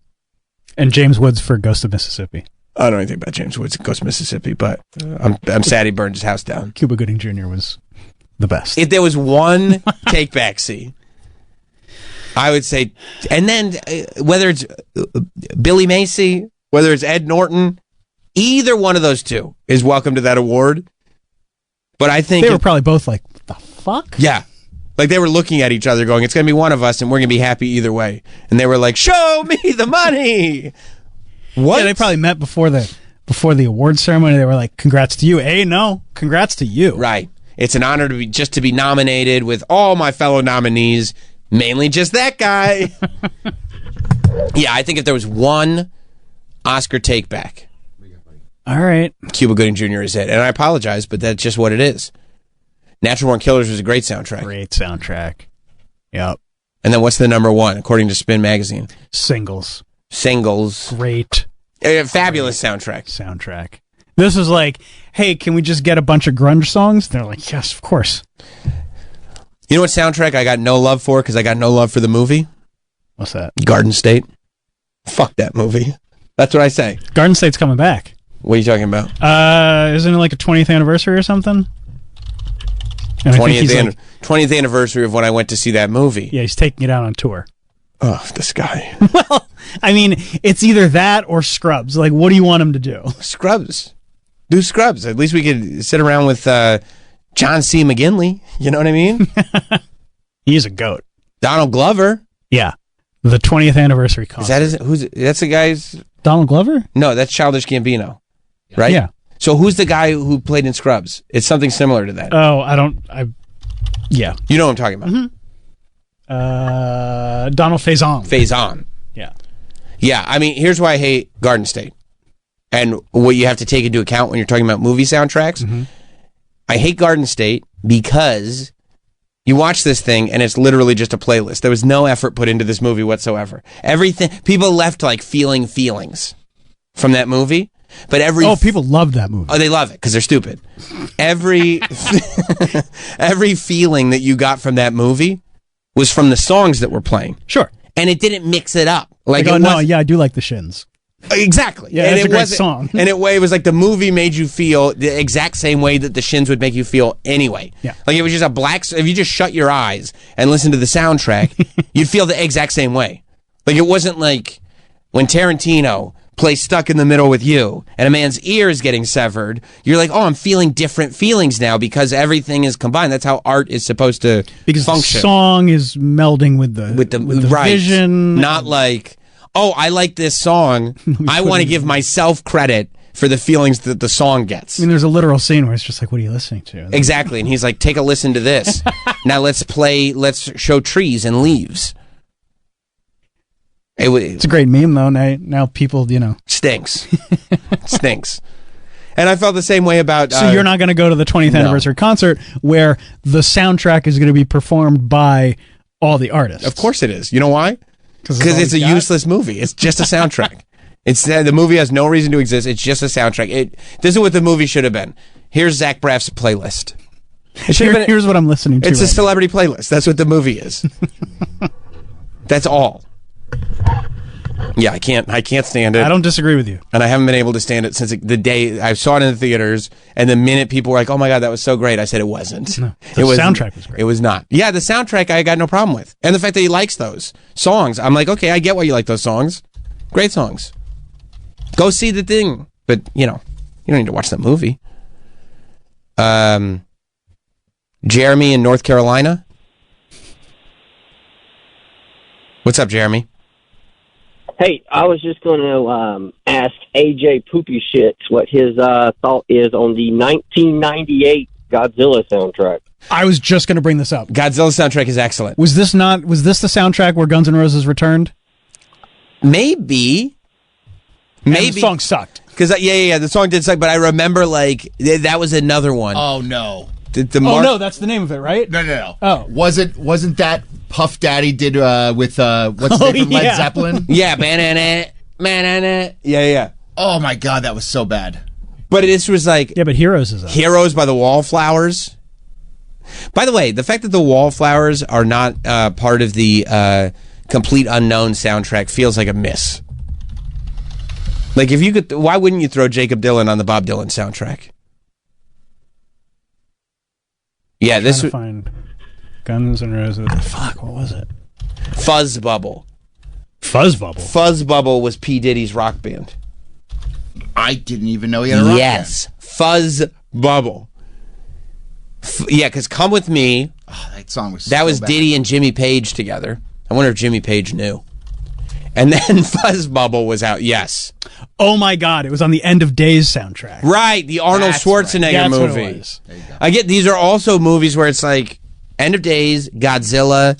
All these movies were part of the. This is how we're going to make money. This is the marketing. Was completely soundtrack based. Oh yeah, End of Days was promoted as there's a new Guns N' Roses song for the first time in 10 years. Right, and honestly, we're going to play it during the credits. Yeah, it's not even part of the movie. In the movie. Right. This is a good soundtrack, though. Why? Because you like Fuzz Bubble? No, I like Silverchair. Silverchair rules. I think they're one of the greats. Silverchair is one of the greats. Silverchair might be Australia's finest export. Whoa. What's her name? Other than Natalie Imbruglia, but I put Natalie with Silverchair because they were dating. Thank you. I think that's fair. As long as we're mentioning her name. Natalie? Yeah. Imbruglia? Yeah. By the way, if you like Natalie Imbruglia, you're going to like Amy Mann. It's crazy to say that. No. You're an asshole. Did Amy Mann sing Torn? Has she ever covered Torn? She hasn't done a cover of that. What am I going to listen to? That's very fair. Rob in Vermont. Yeah, hey, I got to say, the Crow soundtrack. Crow soundtrack is God tier. Crow soundtrack is God tier for sure. I mean, that's like perfect 90s. I mean, Violent Femmes are on there.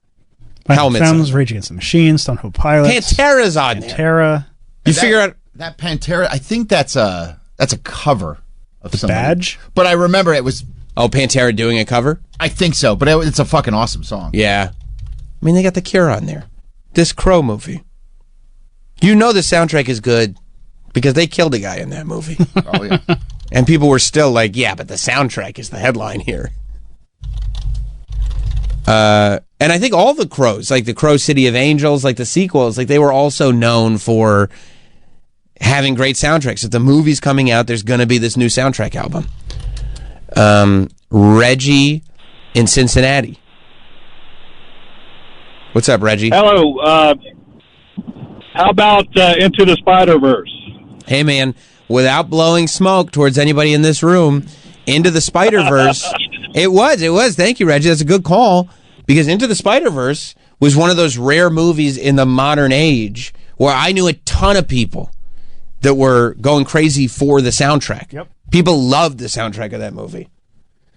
Well, what was the band who did the big song off that? Guns N' Roses? I don't think it was Guns N' Roses. I think it was bigger. Post Malone. Posty. That's who it was. That's exactly what I'm thinking of. Yeah. No, everybody loved that Black Caviar song. Everybody loved that soundtrack. That was a total fluke. Yeah, but you know what? Watch a nice piece of property in Florida. Well, yes, it did. Yes, it did.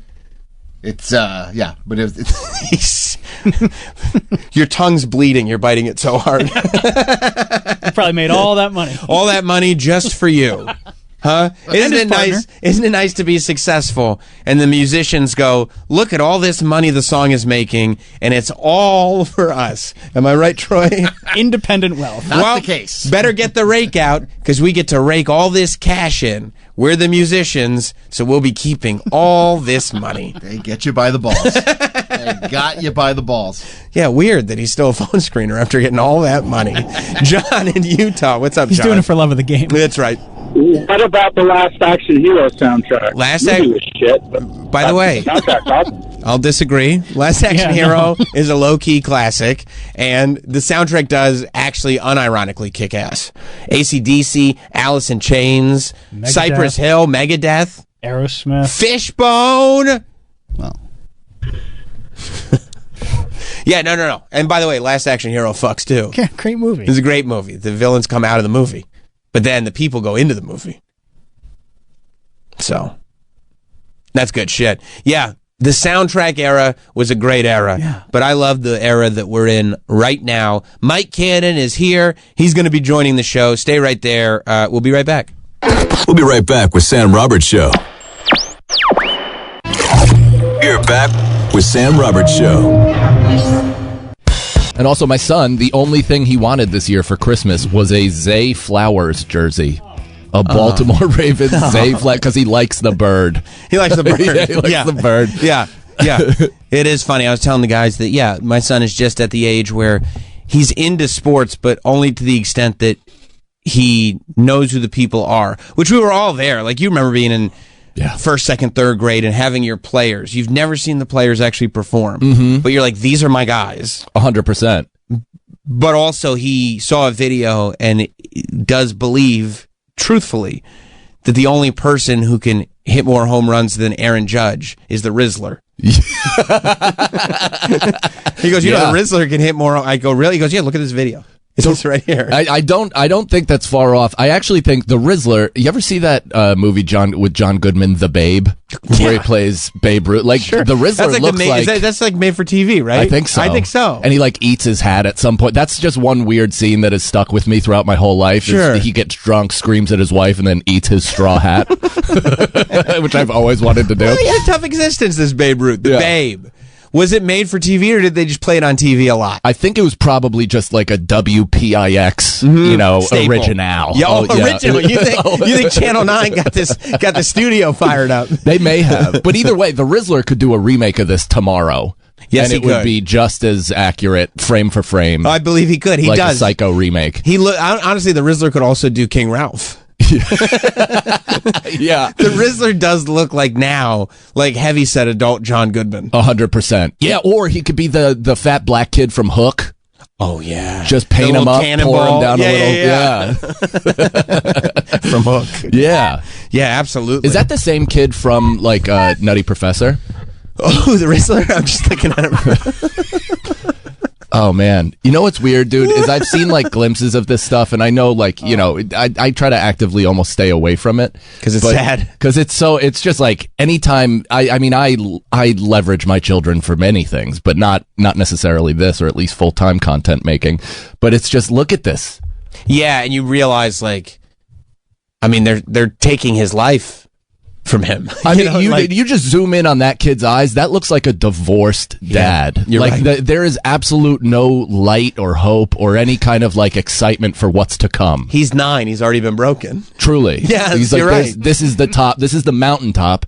Everything you think I can walk into wherever in like 10 years and anybody's going to give me a free big gulp? You think he knows? He knows. You think he knows he's peaking? He's the only one that knows. The dad has no fucking clue. All the other people have no clue. He knows? Rizzler knows he's peaking? I think he knows. I think At Risley 9. thinks this is going to be the way it is. This is life. I think behind closed doors, he's doing key bumps of fucking sugar, just raw sugar to the brain, Pixie and sticks right up the nose. Yeah. Wow. And he knows. I mean, he's already pivoting to like music and comedy. So. I mean, look at that. It took Sagalow 10 years of comedy to realize it was over. Yeah, to realize it was over and By the pivot way, to music. The Rizzler could play Brendan Sagalow in a Lifetime biopic. In a young Syosset Brendan Sagalow hitting a dude with a brick in 9th grade because, or the other way around. That's right. Or Brendan could play the Rizzler in the story of the Rizzler. Why aren't we doing that? Why aren't we creating the Rizzler in 20 years? That's right. Starring Brendan Sagalow, the web series. And it's just him hard on his luck, blowing his way through open mics. The way they did Everybody Hates Chris, except reverse. Do Rizzler's adult life now. Nobody likes the Rizzler no mo. Starring Brendan Sagalow. The Rizzler at 30. Yeah. I mean, honestly, it's brilliant. It's a good idea. I would watch it. All the tattoos line up with like what he would get, some faded dog shit lighthouse on his ring finger to like, bring him home whenever he's lost. And he would. The Rizzler would think his idea of seeing the country would be to do a show in Detroit and stop by Mom's Spaghetti. Like that would be his idea of sightseeing. 100%. That's his idea of culture. All the like Brendan, he's learned his just Americana history through various hip hop or Linkin Park videos. And so Brendan, that's how he does, wherever he is, he's like, well, where did Chester go to eat? Right. I'd like to eat there. Yeah, I'd like to do that. Yeah, Brendan visited the door he swayed from and put his hand on it like it's the play like a champion today sign. I think that's true. Yeah, I saw actually while we're talking about him, when I realized that this is really bad, was the Rizzler is interesting because he is also, I feel like, this icon that people who don't quite get the internet and are still on television, are trying to also capitalize off the Rizzler, but are not quite sure how he fits in. Like they think we'll just have the Rizzler on my show, right? And then I'll get the Rizzler rub. But that's right. Whoever's guiding him towards the Kelly Clarksons and whoever, daytime, mindless, this won't turn off because they can't get up from their seat, right? Type of thing. They're correct. The internet is, I think, going to have enough of this pretty soon. But what's made the Rizzler work on the internet is in 20-second doses. Yeah. This kid delivers. But conversationally, right, stinks. Yeah. He's terrible. I mean, wait until he has, the Rizzler Hawk to the pod or whatever. I mean, once they try to expand his thoughts. Risen with the Rizzler. Wow. Risen with the Rizzler. From the ashes. Risen. Risen. How about he is risen? Dude. As soon as this starts fading, that's what it's going to... He is risen. Yes, that's his comeback tour. Because that's what we're doing. We're sitting here and we're risen. See, I don't even know his voice. I have no context. I gotta share with you, and I don't know if you still have my time cues that I wrote before the holidays. I mean, that's him, dude. This kid, bro. Are they literally squeezing high fructose corn syrup out of a cake glazer? What are those? The cake? Sure. things? Yeah. The decorative icing things. I mean, they're probably. He looks like just to keep them famous. Are they literally just keeping him fat? Well, I think you know what they said. His diet mainly consists of red dye number 3. That's good. It's just all red dye Skittles. number 3. Yeah. Nice. He loves that. He loves that's good. So you're gonna find him bound in a dark apartment one day with a metal bucket underneath him. It's gonna be tough. It's gonna be tough. So, I love watching Fox Business. Yeah. That's what I watch. That's right. And leading into the holidays, the Rizzler was on Fox Business. And I didn't even know the Rizzler was MAGA. What? This is great. I didn't know Rizzler was based like that. That's cool. But so the reason the Rizzler was on Fox Business was because some toy distribution company hired him to be the spokesperson for their toys and to do this campaign where he's anti-gift card. Us kids, we don't like gift cards. I don't even know if that's what he sounds like. But he's saying like they hired him to go on news shows and stuff and go like, I'm the Rizzler. I love to Riz. Wow. And also, don't buy gift cards. Buy toys. This is like the second coming of Ja Rule. That's right. That's right. Just hawking his wares, his new credit card. False advertising, maybe. Not fraud. No, not at all.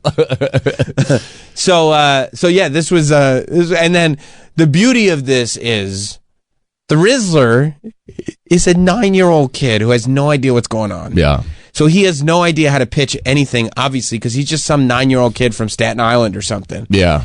And this woman who hosts Fox News, business news, whatever it's called, for some reason has blocked out like 8 9. minutes. Yeah, I was about to say. You got an 8-minute spot. She's blocked out 8 minutes. And so she's got to sit there at the desk. Yeah. Going like, well, we covered the chin thing. What do I do for 8 minutes with a Rizzler? And what am I going to do with a gun rack? He had a tough time stretching? Well, he seemed very comfortable not delivering. Sure. She, I think, had a tougher time with the stretching. It was unbelievable. I really enjoyed it. Christian Savasta, a.k.a. the Rizzler. What are you doing, my friend? That's your thing? Yeah, the Riz face. I mean, already, by the way, I'm so bothered by it because instantly. I didn't even know he had a real name, by the way. No, neither did I. And I can't believe they said his real name right there? She kayfabed, like, what are we doing? Dude, that's so crazy is that I was watching and listening to that and I didn't hear any of it. Because you were like, what's going on? Because I was just like, I also, like, the way he moved his hand to his face and was like forced to do his thing. No, I know, but it looked like mewing. At home he gets cattle prodded whenever he's not doing that. Do like the thing. The camera's on you. You never know when it's on you. But imagine if you're on there, right? And you tell a joke. And the reaction to that joke is her saying, is that one of your jokes that you do? Is that a joke that you do? Like, how stupid do you feel doing the whole Yeah. Rizzler face, and then like just as you're finishing up, she just goes, "What is that your thing?" Believe it or not, that happens all the time. Like those daytime TV shows. I think I was on a show in Chicago and just happily bombing, enthusiastically bombing What on else are you some, gonna do? really well lit thing. And I said something and the lady goes, so that's what people can expect tonight. And I was just like, no, like I don't know. Hopefully it's better. And What am I then gonna they just tell you? unceremoniously ended the segment. So I feel like already 10 seconds in, it's already like, yeah, lady, this is what I do. You already gave up my government for everybody. Yeah. Okay. Oh, yeah. And now, yes, this is the thing that I do. Also, why is he dressed like he's on the Nebuchadnezzar? What the fuck outfit is that? That's what the Rizzler wears. Yeah. He looks formal wear. Bro, he looks cool, bro. He's on Fox Business. Come on. True. Have I some always respect. loved, ever since 1991, I've always liked collarless button-down I shirts. think so too. Yeah. Do you ever go through as a kid a phase where you're like, take the collar off? Yeah. Me too. Dude, are you kidding? We used to have to dress up for basketball games. So I went full sweater vest, tie, the whole thing. I had the collarless thing. Collarless I went dress shirt. Nick Lachey, 98 degrees, really heavy turtleneck I love sweater that. for a while. I love that. Yeah, that was big. You were hot. I was not. Okay. But I really tried. Well, that's all that matters. A lot of people say I think what's hot is really trying. Yeah, it's Effort. I like effortful hotness. And getting really upset when anybody would even like peck at you a little bit. Right, Like, right. so having no security. Nice turtleneck. Fuck you. No, this is cool. Look at this issue of Tiger Beat. Everybody's wearing it. All the stars are wearing it. Jeff Timmons, the second lead of 98 Degrees, is singing backup harmony wearing this exact sweater. Jeff Timmons is the nerdy one. He is not the nerdy one. Anyway, I mean, back to the Rizzler. Yes. Christian Savasta, a.k.a. the Savasta? Rizzler. What are you doing, my friend? That's What your are you thing? doing? Yeah, the Riz face. How'd you come up with that? So basically, I came home one day and I told my dad I want to do a video, and then I said, "This is how you do the face of a Rizzler," and then. But Rizzler is short for charisma? You're like the Riz? Yeah. That is amazing. And it Is went amazing. viral. Yeah, now she's 30 seconds in. She's like, I'm fucked. I'm totally fucked. I'm totally fucked. I can't believe they did this to me. Well, not only that, she's 30 seconds in and already in the world of sex. with a kid. You know what I mean? Like, she's like, so Riz, that's charisma? Like flirting? Like you have Riz? And he's like, yeah. And she's like, fuck. Okay, well, I'm in this territory now. Because here's the thing. There is no origin story. She probably should have done enough research to go, don't ask where he came up with the face. No. Because it's not interesting. It's like, yeah, I just did, because it's not his thing. Like, everyone was doing it on the internet. Yes. And he just happens to be, like, have a big face. Is it a Fortnite emote? Like, is that what it is? I'm sure. I don't know. A lot of, they do it. They love it. It's like what happened after his father backhanded him for eating too many Sour Patch Kids. He started rubbing his makeshift jaw. And then she goes like, Rizzler, is that short for charisma? He's like, lady, I don't fucking know. I'm 9. I just say the things that kids say. The words, like, they don't make sense. It'd be like, if we were 9 and people were like, why do you say fat? We're like, what do you mean why? Because fat means cool. Yeah. That's what you say. That's what exists. Can you explain it to me? How about, no, I'm 9. Yeah. I'm 9. How sick would it have been if he locked eyes hardcore and was like, I will eat you out right now? How about that, lady? Just straight up. Yeah. What would you think of that? Yeah. What'd you think of that? How are you going to react to this pressure pack situation? We got 8.5 more minutes. And by the way, that's my thing. You ask what's my thing? That's my thing. The Rizzler applies pressure. How old? I'm 9. I'm 9. What do you think about the Christmas move that everybody just says, give me money versus toys? Well, wait. I don't think I never heard of it. Well, a lot of kids have said, I just want the money so I can buy what he doesn't know what the pitch line is. She's just like, isn't he trying to tell people gift cards suck? Yes. Okay. Yeah, but she said cash. She said money. That tripped him. So she went off. Like he got briefed by lawyers beforehand, and then she kind of remixed the question a little bit. And he's like, "I've never heard of that." Because I watched the whole segment, and at some point, the guy hiring him to do this is also part of the segment. Nice. And he's got a whole song about no gift cards, only toys. So I go, oh, so that's what you get hired to go on TV and say stuff. That's what. So she's trying to get into fuck it. Then yeah, would just do. You bought time on this channel. Let's just go straight infomercial. And she's like, you don't think kids should ask money? They should ask for toys. He goes, lady, I don't know what the fuck you're talking about right now. Well, wait. Lady, you might as well be speaking a different language. What did you just say? It's also a bad sign when anybody's handler comes out. It's like when Dave Letterman was, set to do a trick with a dog. Yeah. And then they'd cut to commercial and then they'd have the trainer out there. You're like, Yeah. oh, the dog flipped out. Not a great trick anymore. Yeah. So what do you think about the Christmas move that everybody just says, give me money versus toys? Well, wait. I don't think I never heard of it. Well, a lot of kids have said, I just want the money so I can buy what I want. But there's something magical about opening the toys on Hanukkah or Christmas Day, right? Yeah. What's your Christmas morning like? My Christmas morning is like I just run downstairs and then just open the toy. I mean, you tumble at best. You hurtle down the steps. I run downstairs and I open the toys. Oh, cool. Oh, my God. Oh, my God. I feel bad making fun of it, but also it's like it's already abusive that he's out in the public. Like, I'm just watching this and picturing throwing my child in front of all these cameras and being like, go ahead. Yeah. Be coherent. And realizing as this interview is going, oh, he's not equipped for this. He shouldn't be here. Why would he ever be equipped for it? He's 9. Yeah. He's not equipped for like a 4th grade interview. Yeah. I don't even know if he's like a full 9. Like he might be 8. Like, I mean, mentally? He might be 8.5, but he rounds up. I got you. I'm with you, dude. Tell me what it was like to shoot the commercial. It was so fun. I mean, the ad. Yeah, it was so fun. Like, I loved it. And I loved the outfits, too. The outfits were so fun and cool. You didn't get tired? No, not really. And did they coach you? Did they say, once more with feeling? Yeah. I mean, no Sal of the century. No Sal. No, she's just searching for whatever. She's like, she got thrown off the Titanic. Yeah. She's looking for a door. She's looking for whatever she can float on. Once more with feeling, he just goes, yeah. Yeah.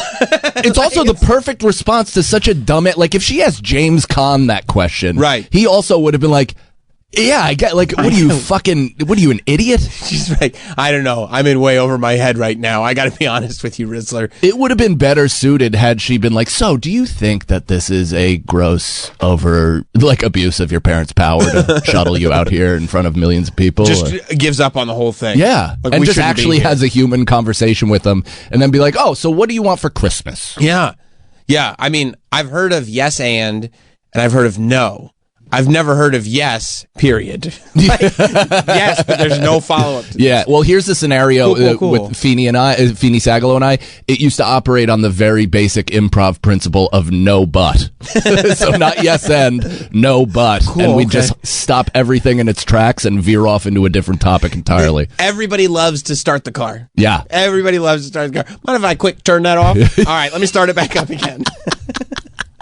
Why keep the ball rolling when you could stop it and start from the top? That's right. So this guy just came up on screen. He is yet to be announced. Well, this gentleman in the Santa suit is the guy who's in charge of this company who has hired the Rizzler to be the spokesperson for the company. And there's no way he was wearing this Santa costume even 30 seconds before they just turned the camera on. Like he was probably in some other outfit and he's like, this kid's drowning. Just fucking put on the whole suit, the hat, the microphone, and was like, all right, I'll stand in the kitchen and talk. Well, time to show what entertainment is all about. Also, could there look like more of a drunk pedophile as Santa? There's no beard. He's thin. He's thin with no beard is a bad look for Santa. And alcoholism just oozing through his pores. He's got the bulbous almost. He does. When they blow glass and it kind of comes to a big circle at the end? That's what his nose looks like. And poor Riz is over there just going doesn't realize that people are just slowly taking pieces of his soul away. Yeah. Look at that 1,000-yard stare on him. That kid looks as though his ectoplasm has been sapped from his body, every bit of life or spark, and then this woman is kind of joyously doing it, and then this guy's looking down kind of really considering what it is he's doing for a living. It looks like the woman in green is consuming the Rizzler, eating him. Eating him, and then the guy in the Santa outfit was like, well, you paid. You can go ahead and Well, that's the Rizzler. She's Poison Ivy. Yeah. And that's Pedophile Santa. This is a whole new DC universe. Grossmos is sold out. Miniverse sales are up double digit. It's $10 retail. This Story Dream Machine, which is for younger kids, it's a commercial. Thanks to Rizzler and the great product, it is selling out almost. Walmart has some, but it is selling out like crazy. So we have a lot of things. And then, of course, Bratz are back. Bratz are back in a way. Please, no gift cards. Buy Bratz toys for your kids, please. I can tell you that he's a better salesman, as good as you are, than you, Isaac. It's fucked up, lady. What even is dude, this is like J-Lo going over to Qatar to perform for a sultan or something like that. Yeah. This guy is just a random oligarch somewhere. Right. And he's just propping up this fat American child to, ship other children. I could just have 8 minutes of Fox Business, right? I could just have 8 minutes of your TV time. Did that seem like a scene from Die Hard with a guy in an ill-fitting Santa suit speaking in that way, just being like, and you can get these things for minimal? And then this lady's going, you are better than you. One is a little kid. Right. Yeah. But it's important to make him feel competitive young. I think so, too. Mm-hmm. I don't think the Rizzler has any idea where he's at right now. No, he also reminds me of one of the animals on Six Flags Safari that's been hit with so many tranq darts they don't even know they're a lion anymore. No, there's just a patch of dirt. And Totally. It's look, it's Kilimanjaro. Okay, so I would imagine Dad, Brian, who's here hanging out in the wings of our set, has saved whatever money that you are making from all of these efforts. Yeah, right. When you grow up, not a chance. What do you want to spend the money on? Rehab. I don't really know. There's a lot of things I can spend the money on. I think, like a lot of adults, we all want a bunch of stuff. Well, It's also, you don't like, so the reason, I don't know about you, but the reason why I buy everything right now is because I was denied things as a kid. Sure. So like, I'll buy my son ridiculous sneakers or whatever, and I'll buy myself anything that I want on a way, pants, any pants. You always said, you're like, I'm going to tell you something right now. When it comes time for pants buying, I'll buy all of them. I'll buy all the fucking pants, buddy. I didn't think you were going to mention that the Rizzler was like, what are you going to do with all that money? And he was like, well, I'm not going to let my dad tell me what pants I could buy anymore. That's for sure. What a pussy married thing that was to say. For me, like, just I'll buy whatever pants I want. Yeah, my wife doesn't tell me what pants I can buy because it's my comedy money, and I can buy whatever pants I want. It's not necessarily food out of my kid's mouth. No, it's $30, and we need pants. Yeah, I buy $30 pants. I buy $30 pants, but it's you don't ask a kid that gets everything as a child. All of his desires are met. It's like, what do you want he's like, I don't know. There's not a single thing that I want right now because I got everything. I'm in way over so my I head, want lady. this to end, and I would love a hug from like an actual loving family member. Wouldn't it be great if he was like, oh, I can't wait to get all that money. Hopefully I'll be able to buy my childhood back. Okay, thanks to the Rizzler. Yeah. At that point, so I think about this all the time, that hopefully in the future we'll be able to like extract memories from ourselves and project them in 3D, almost like Tom Cruise in Minority Report. Sure. How he like relives his son being taken from the pool all the time. Sure. I think about that all the time. So maybe the Rizzler will be so inclined to develop that technology because his childhood has been completely stolen. I don't know if the Rizzler's like he doesn't want on a memories. path to be that bright.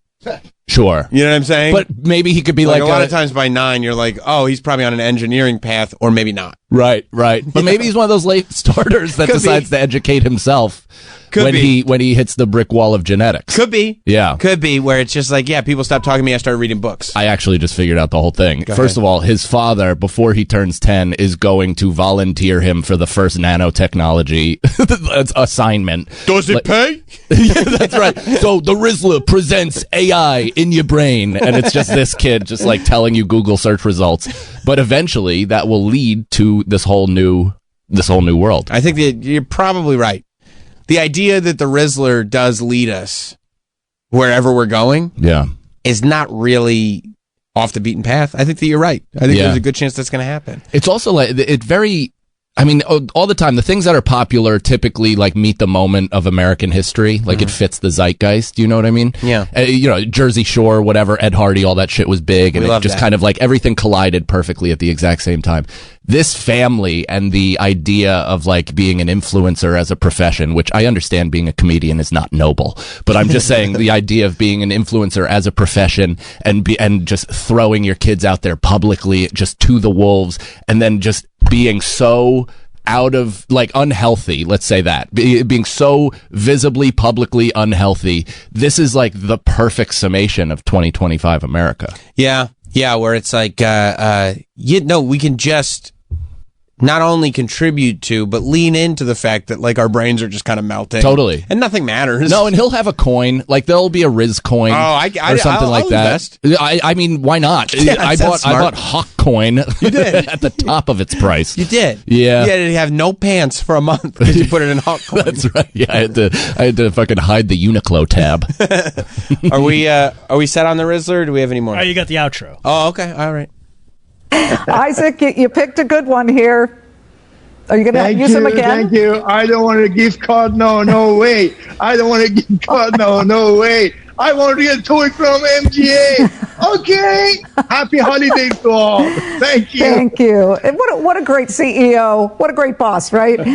Great to have you. Isaac Larian, the founder of MGA Entertainment, and Christian the Rizzler Savasta. Have a great holiday, sweetheart. Take care. Happy holiday, Riz. I'll talk to you later. Thank you so much. Thanks to all of you. When we go over the contract that says you were supposed to say what I said at the end. You didn't do the song. I told you to do the song. No way. No way. She asks you about gift card. You say, I don't know. Yeah. Why you do this? I mean, you picked a good one, Isaac. Yeah.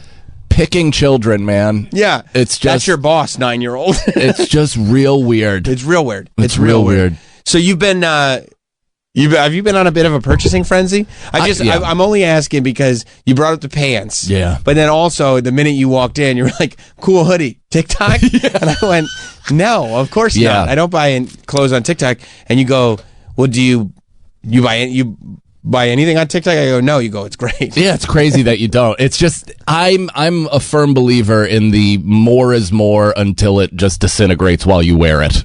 Gotcha. Like kind of thing. I mean, everything that I own is complete, like made by children with disintegrating fibers, and who knows what's gonna, if it's gonna last long or. You like a cheap garment. Yeah. Yeah. Hanes. Right. Uniqlo. Right. I'm fucking good, dude. I also I'm entering, I don't know, people listening can't see my hair, but I'm just full entering just Christopher Lloyd in Back to the Future. I'm going full Doc Brown. I'm losing my mind. Sure. I'm sleep training a 5-month-old kid. Nice. I'm like, I mean, look at me. Right. I'm more unhinged than typical. I would say yes. Yeah. At least physically. Yeah, so, yeah. That's simple. what you're giving right now. I'm giving that? You're giving unhinged. So I'm just trying to keep it as basic as humanly possible. I got the articles of clothing that I have are just all blanks and Sam Roberts merch. That's sick. That's basically all I got. That's sick. You do sport the non-Sam stuff a lot, which is why I keep sending it to you, which I appreciate.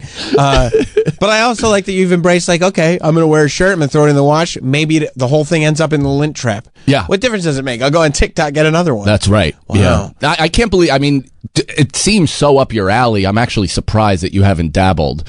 But it's like they have high quality garb. Yeah. And also stuff that will probably eventually lead to my son's son having cancer. Sure. But right now we're riding the wave. What kind of high quality? What is it like? It's not like an auction thing on TikTok Shop, is it? I've never even. No, it's just completely perfectly suited to whatever China has discovered about me, and then they shoot it right back at me, and it's 100% from the field accurate. I've been getting so many more people like the Hello Fine Shits kid, by the way.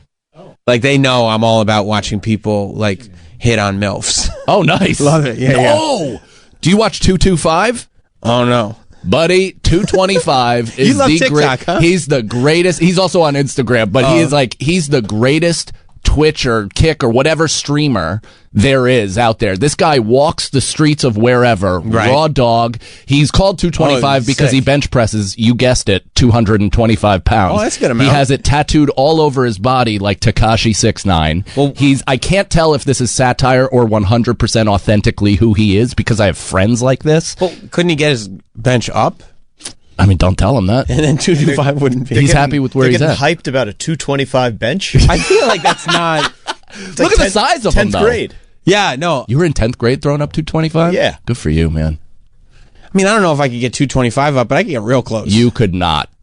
I get close. You could get close to 225? Mm-hmm. Could we do some sort of bonus footage or something, or some sort of content that gets Sam throwing 225 up? I don't know if close. That would be sick, dude. You think so? I would love to. Do you go to the gym all the time? A couple times a week, yeah. Okay. Yeah. And you bench. Mm-hmm. That's part of it. But yeah, it's a lifting. No, I know. But here's the thing. I work out all the time, but I'm calisthenics and power yoga. Oh, I didn't realize. Yeah, I need to work on my mobility because every time I picked up my son, I blew out my back. So probably those pants. Yeah, it's definitely probably the pants doing some weird hip shit. But so I'm doing all that, just real queefy elasticity stuff. But you're out there learning how to be a man. Yeah. Are you doing power cleans and shit? Sure. Yeah. A lot of. It's a powerlifting gym. Nice. So it's all strength training. Wow. Yeah. I had no idea that this was a part of your. Why are you looking at me like I'm gonna say something horrific? Because I think you are. I'm not. I didn't. You're unhinged. I'm certainly circling the toilet, but I just I didn't know that you were out there bench pressing like that. What do you work out with then? What is your bench kind of? I work out. My trainer puts me on programs that cycle. Yeah. All the time. We do a bodybuilding program. If my schedule gets busy, she has me doing this or that, so I'm not all worn out from this and that. This has to. How isn't this a series? Because I don't want to. Because it was the one thing. Sam gets yoked. That wasn't being content created. Sure. It was just for your mental well-being. And to get yoked. Yeah. Okay. Is there a difference? Do you get harder? Penis? Yeah.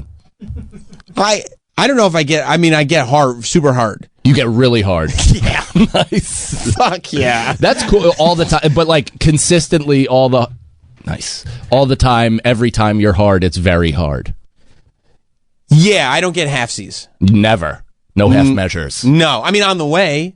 We'll travel there. What do you slowly unfurl? Of course, it's a romantic process. Your dick gets hard like a bounce house. It just kind of gradually comes up. My wife says I bloom. Is this you? That's me. Wow. So you were deadlifting in the pandemic. Did you ever bleed from the shins? Because that's how you could tell that you take it serious. No, I didn't bleed from the shins. Okay. 185? I was 185.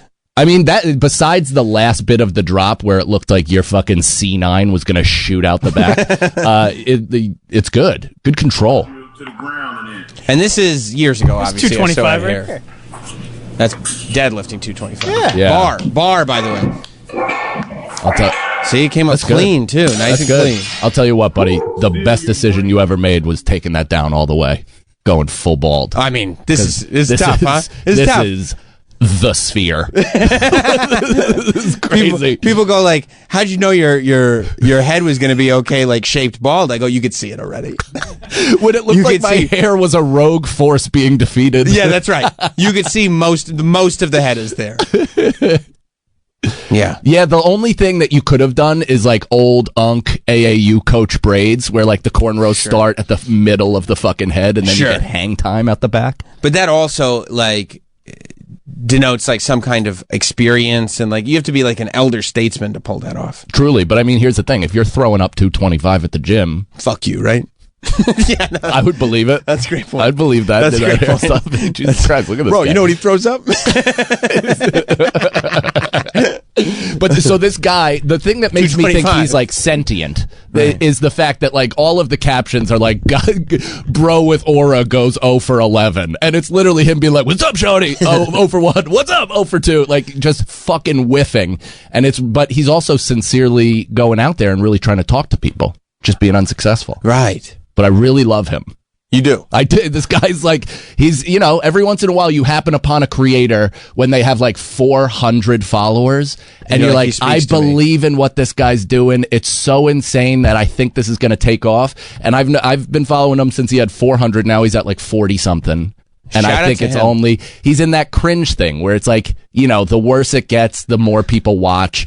People initially started out trashing him, being like, you're a loser, this is that. And then everybody now in the internet is on his side. Yes. Being like, you're getting better, aura for real, like all that stuff. So it's, this is what community can do. Do you have our TikTok mascot that you can show, Mike? Oh.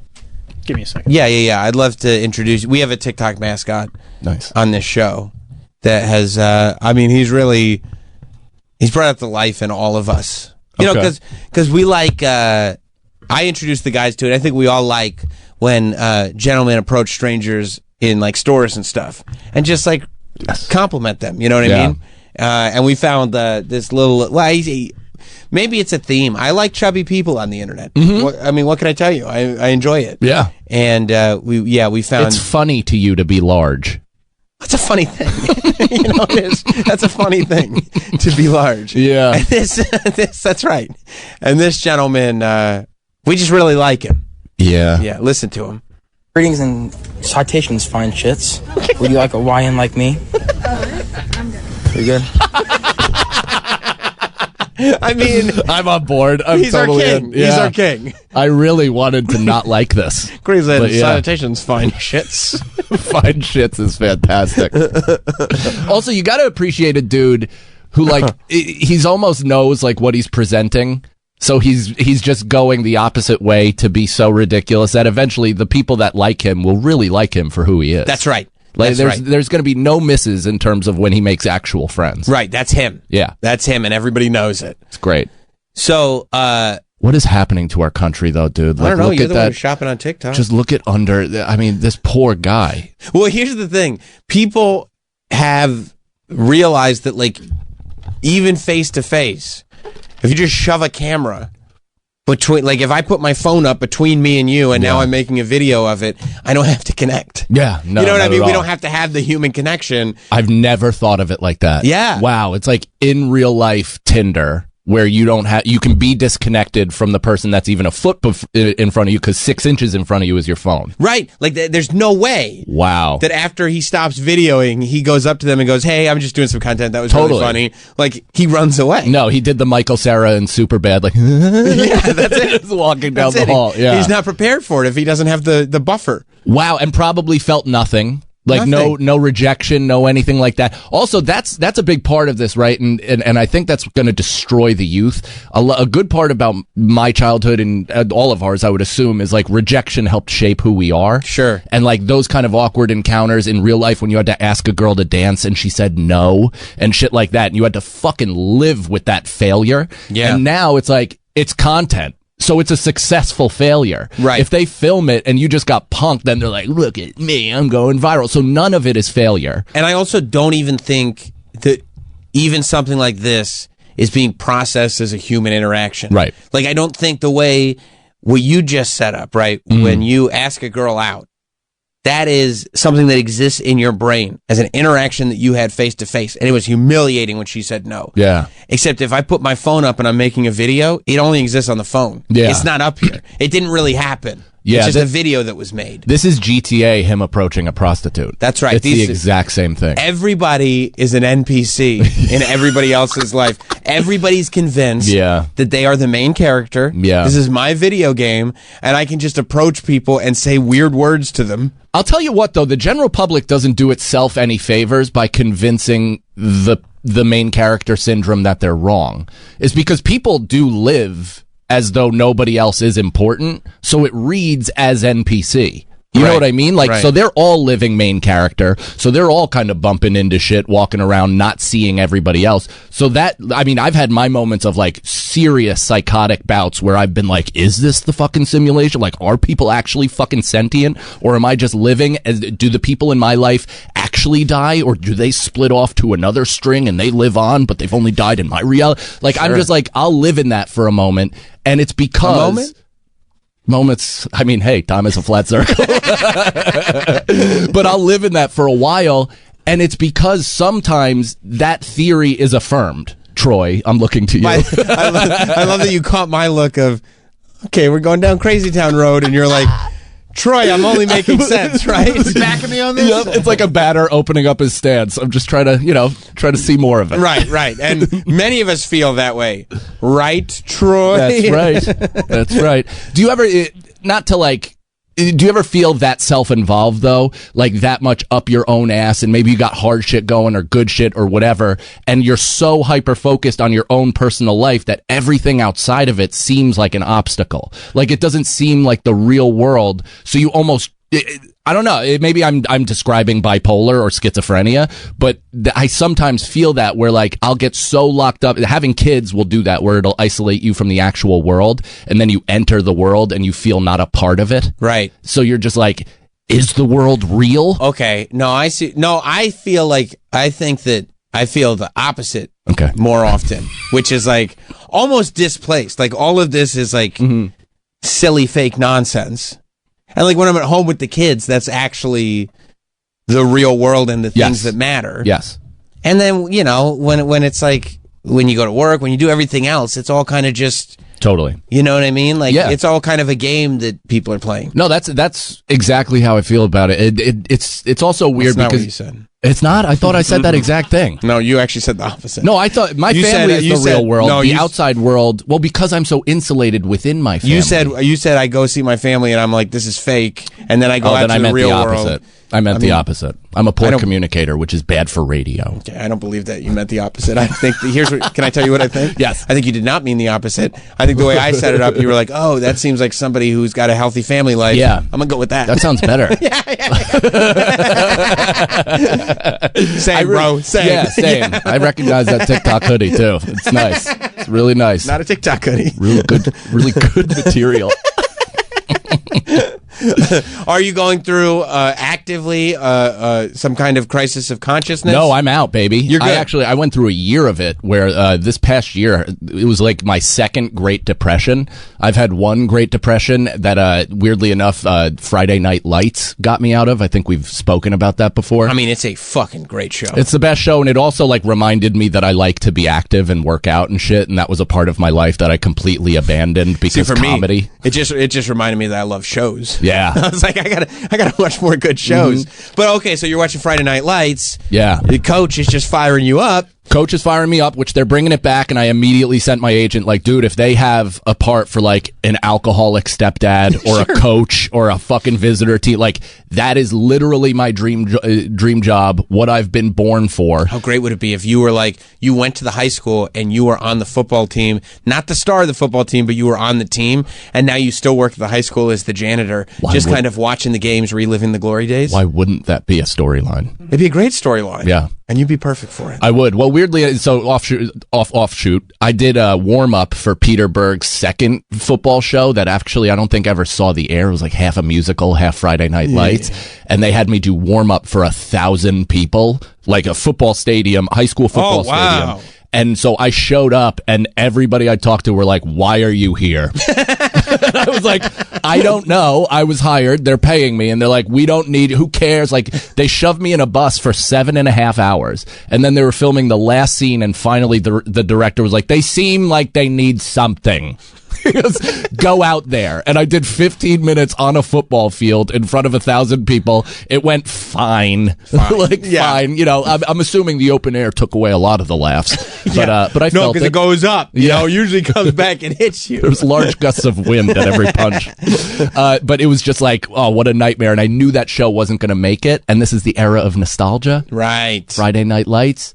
Bring me back. I'll be Saracen's dad or whatever. I love that. Come on. So Friday Night Lights takes you out of the first Great Depression. First Great Depression. Second Great Depression was 2024? 2024, yeah. It was one of the, like, craziest. I mean, I came on here and chronicled a lot of it. I talked about, you know, just losing jobs, miscarriages, things of that, you know, just a whole swath of life. That was early in the year. You were like, let's overshare. Yeah, let's. And I was like, that's a great idea. I mean, I'm just Johnny Overshare at this point where I don't give a fuck. No. It is what it is. People have used all of it against me. But have they? Listeners? Oh, sure. Good. Well, good for that's nice. That's Yeah. nice. I love that you make yourself vulnerable and provide them great entertainment, and they're like, "Ooh, I can put this in your comments." No, they're like, "Oh, thank you for the keys to hurt you." That is perfect. And I'm like, well, you know, all I can do to make 7 of you happy. So this one, yeah, it was just a year of just I like lost myself in terms of confidence, everything, just self-worth, you name it. Lost myself. What actually brought me out of it, and that sounds completely queefy and very Huberman or whatever, is cold plunging. Cold plunging is the one thing that getting ask you about your cold plunging. Getting into the water, dude. I don't know any of the scientific elements of it. People are talking about what it does for your bones and your body and your blood and all that stuff, and great. I'm glad that that's apparently happening underneath my nose. But the one thing that I saw, my buddy has, he started an apparel company for cold plunging, so he asked me to shoot a video, shot it. I immediately felt great, so I started it, and it's the only thing that has taken me out of my head. So I live in the deep, dark corners of my awful brain, and this is the one thing that has astral projected my consciousness back out into the world, and I'm living now a 3-dimensional life. Does it knock you out? But does it knock you out while you're in the cold plunge, or does it actively, like, keep you out of it? You know what I mean? Because like when you're there, obviously there's that shock. Yeah. No, but then I feel like it'd be tough to go, okay, you know, that was this morning. Now by the time I get to the night, I'm back to where I started. I mean, there's hours of it for sure. And it's kind of like it's a process, you know, so it's not one time and you're like, I'm fixed for good. It only lasts for a few hours, but it's a thing that if you do it more consistently, I guess it'll hang around for longer. I've stuck to 2 times a week. I sometimes do 5 or more times a week, depending on where I'm at, but and also where the weather is. I just fucking shattered my second I just bought this like nice new cold plunge and it iced through, and I tried to knock the ice off and completely punched right through the side of it like a fucking idiot. My body's better than that now, but shout out. But it's just one of those things where during it, it's I think you're experiencing like in your brain a life or death situation. So it actually is very meditative in terms of like you focus on your breath and surviving, and then you get out and it's euphoric and you immediately feel like kind of out there in the world and not necessarily in the comments section. Yeah. Yeah, no, that makes sense. And it also probably like, oh, good pause. Nice. Send me that screenshot. And I'm sure that you also like center a lot. You know what I mean? Like it kind of brings you back. And I guess if you do it consistently, it would make sense that this isn't just shocking you back in. You start to realize like, oh, maybe this is more of a reality, and all my panic and stuff that sets in later is just that. 100%. And I feel even queefy talking about it because it's so wellness and like it's just guy who found a new thing. And it's like, you know, it feels like Miley who discovered weed for the first time. And then all her backup singers are dressed as weed. Or like every comedian that's like, does Joe Rogan know that I cold plunge? Exactly. If you tell Joe Rogan, maybe Joe Rogan would want to talk about cold plunging. Exactly. And the reason I'll post it every now and again because it is algorithmic meth. So for what, like my stories will get seen by a certain amount of people when it's promotional, when it's whatever. And then if I post me dipping my tooties in a freaking cold little puddle, it immediately shoots up into like a crazy percentage of my followers. And it's like, yeah, I'm sorry that I'm going to continue doing that. Cold plunge content works. Like cold plunge content. It's just, it sucks. I hate having to kind of use something that is also working for me, you know, similar to how you refuse to bench press on camera. But it's, you know, it's not my brand. No, it's also just, you got to use what you got to use. Yeah. And I mean, I don't think there's anything wrong with it. Yeah. I mean, as long as you're not cold plunging, if it starts from a positive place and then you start cold plunging. Yeah. Because I got to make some content, better cold plunge. Yeah, it's like now you've kind of lost as soon as it does that, then I have to find something else. Like because I do need something that is like I don't even take my phone out all the time. All those pictures are usually my wife from the window because she thinks I'm just unwell. Right, right. But and, but also very happy that I found this because first of all, talk about getting hard. Right. I'm the hardest I've ever been in my entire life. Cold plunging makes you talking like for erections. 12, 13, it's testosterone. 12, 13 it's inches? Like, no. Because you said 12, 13. I was like, maybe 4 times combined. Okay. Because when you said 12, 13 and then trailed off, I said, really? 12, 13 years old. Like that type of potent erection. Like it feels like the very first time. Like you could push a couch across the room. Wow. Yeah. It's just that filled. And she loves that. She loves it. She does. Sometimes. Not all the time. No, because, yeah, we have kids. Yeah. But it's cool. It's cool now. We had sex the other day. That was cool. That's sick, dude. It was cool. Hit me with that. Thanks, buddy. Boom. That's where I'm at in my life, though. Is like me and like I'm turning 40 in March. Is all my dudes are like me and my wife. we brag about banging our legally obligated wives. We did it. Yeah, pretty sick. She almost came. It's good to kick out of a big depression on your way to 40. Yeah, because it feels like there's no way you're going to be 39 and depressed and then also fall back into it in 40. Like, it doesn't work that way. It almost feels like hopefully you can have that kick of like you're turning 40 and it's like, okay, I can get comfortable in, I know exactly who I am. I can be comfortable in this. Are you 40? I'm 41. So, because I've been talking about it on stage and how I'm not I look younger. You look good. I mean, black don't crack. I didn't dare, by the way, before I shaved my head. Dude, yeah, that's true. That's true. You went full MJ. Yeah. Second season. He's like, I'm playing soft. I got to get back to my roots. That's right. That's at North Carolina. That's right. Yeah. So what were we talking about? You not being depressed at 40 and being comfortable. Oh, right. Because all of my friends, it feels like 40 is a really big thing for a lot of people, and especially like comics I've talked to, like they all had a hard time. Even people I'm talking to on the road they're like, oh yeah, it was a big transition. I've had so many friends die that I'm like, this is great. I'm turning 40. Right. The alternative is death. Mm-hmm. I've had a bunch of them die in their early fucking 20s that didn't even sniff 40. Didn't sniff a family or a wife or kids or any of that shit. So the idea that I'm somehow on Sirius XM radio talking to my buddy in his favorite TikTok sweatshirt, and I'm living my life, however struggling it may be. I'm turning 40. I'm here. And Yeah, it is wild to think about it that, like, whatever, they make it into their mid-20s. You in your mid-20s, like, you hadn't even started yet. Like, who was that guy? No, that guy, me in my mid-20s when I first started stand-up, I set an alarm or a calendar event. When I started stand-up in 2008, I told you guys this, I started a calendar event in 2010 that said, "You are now the biggest comedian in New York City." Yeah, because you saw Congratulations. You saw one Jim Carrey E! True Hollywood Story, and you were like, me too. That's right. But my check to his father was a digital calendar event to myself. Update. Well, I'll definitely still be using iPhone, so. It was a flip phone. Flip phone. I don't think it even came up. I So just the update remember wouldn't have this. come up. Yeah, no, Yeah. no. I just remember this. And Yeah. I have to share it because it's just one of those things where you're like, it's humiliating. But you should share that. Like, too many people share the story when it goes well. Yeah.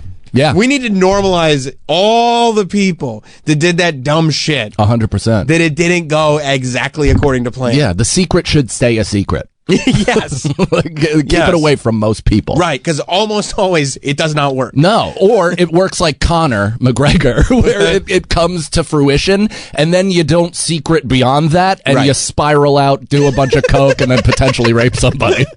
Potentially. Yeah, or found liable for doing so. Yeah, but I mean, OJ was found liable, and he didn't do it. That's true. Yeah. Well, good thing his son is just living in his home. Who's OJ's? Yeah. Nice. You didn't see that? No. The OJ estate is kicking his son out. I think the one that actually helped him with the murder out of the house. What does that say? Allegedly. But you said I think, so I think it's okay. Yes. Yeah. So they're kicking him out of the house because he just moved into it because it's nicer than his. Well, that sounds like the exact great reason to move in. That's right. Well, I mean, what about squatters' rights?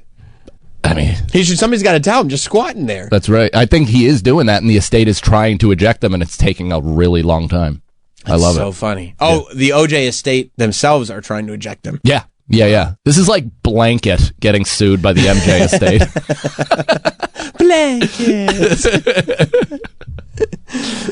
Oh. Well, man, Mike Cannon, by the way, if you haven't seen it, his latest special, Traumatized Animal, is available now at the Chris D Comedy YouTube channel. Yeah. Because Chrissy D produced it. And Mike will be performing this Friday and Saturday at the Port Comedy Club in Baltimore. Man, we could do this for another several hours. Easy. So fun, man. Easy. You guys are the best. Back. Yeah. Congrats, the best, too. This is awesome. Thank you. This is fun. We'll have more fun tomorrow. We'll see you then. Oh, yeah. Goodbye. This has been Sam Roberts Show. If you missed anything or want to hear it all over again, check out Sam Roberts Show on the SXM app.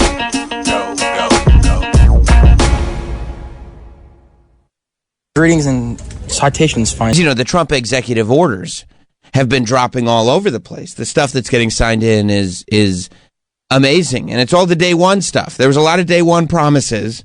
I don't think any of them have been kept. No. But a lot of day one promises. I think we're kind of in a very similar spot that we were in. I was at, you know what I had for breakfast on Sunday was eggs. So wow, expensive. I didn't know you were doing that well. So expensive. It was incredible. Nothing's changed. Not one thing. And I'm shocked by it. Way to alienate your audience. I know. What are you, one of those egg eaters? Wow. Yes, I am. Yes, as a matter of fact, I am.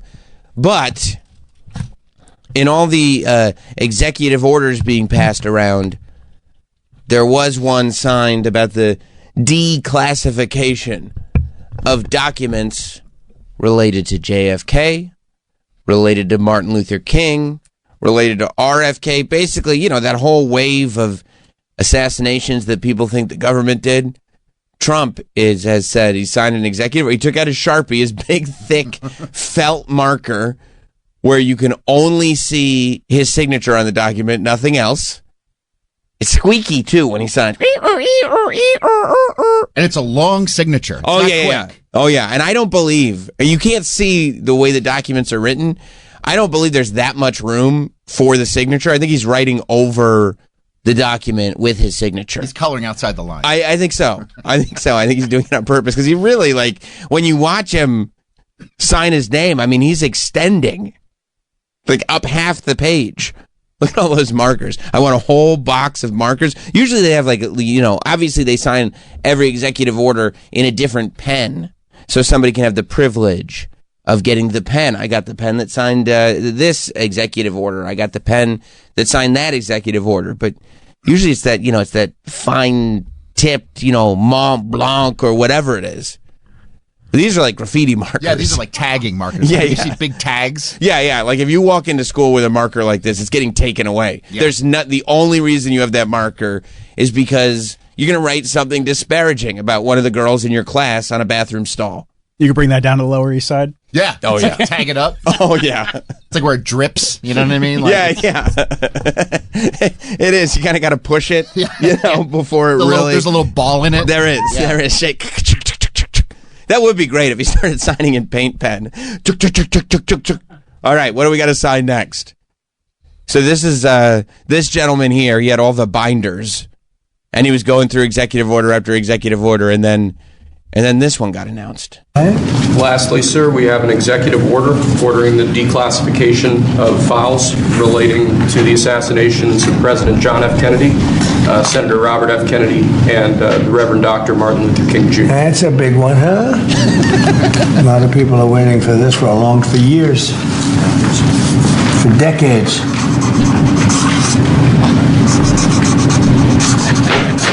And everything will be revealed. Look how thick the marker is. So much.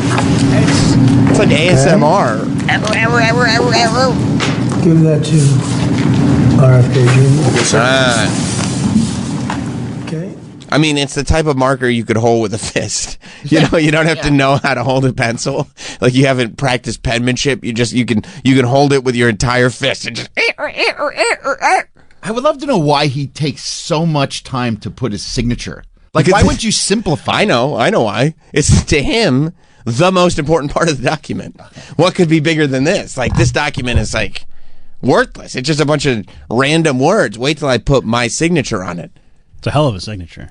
It's a great signature. Well, yeah, and I think he's worked on it. I think he looks at this like, when celebrities do like the convention circuit, but they take great pride in creating great memorabilia for their fans. Not Tom Brady.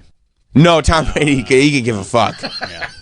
I mean, Tom Brady, if he were the president, they'd go, we can't pass any of these executive orders. This isn't even a signature. It's a line. You scribbled on this, and he'd just go, well, I didn't approve signing any autographs.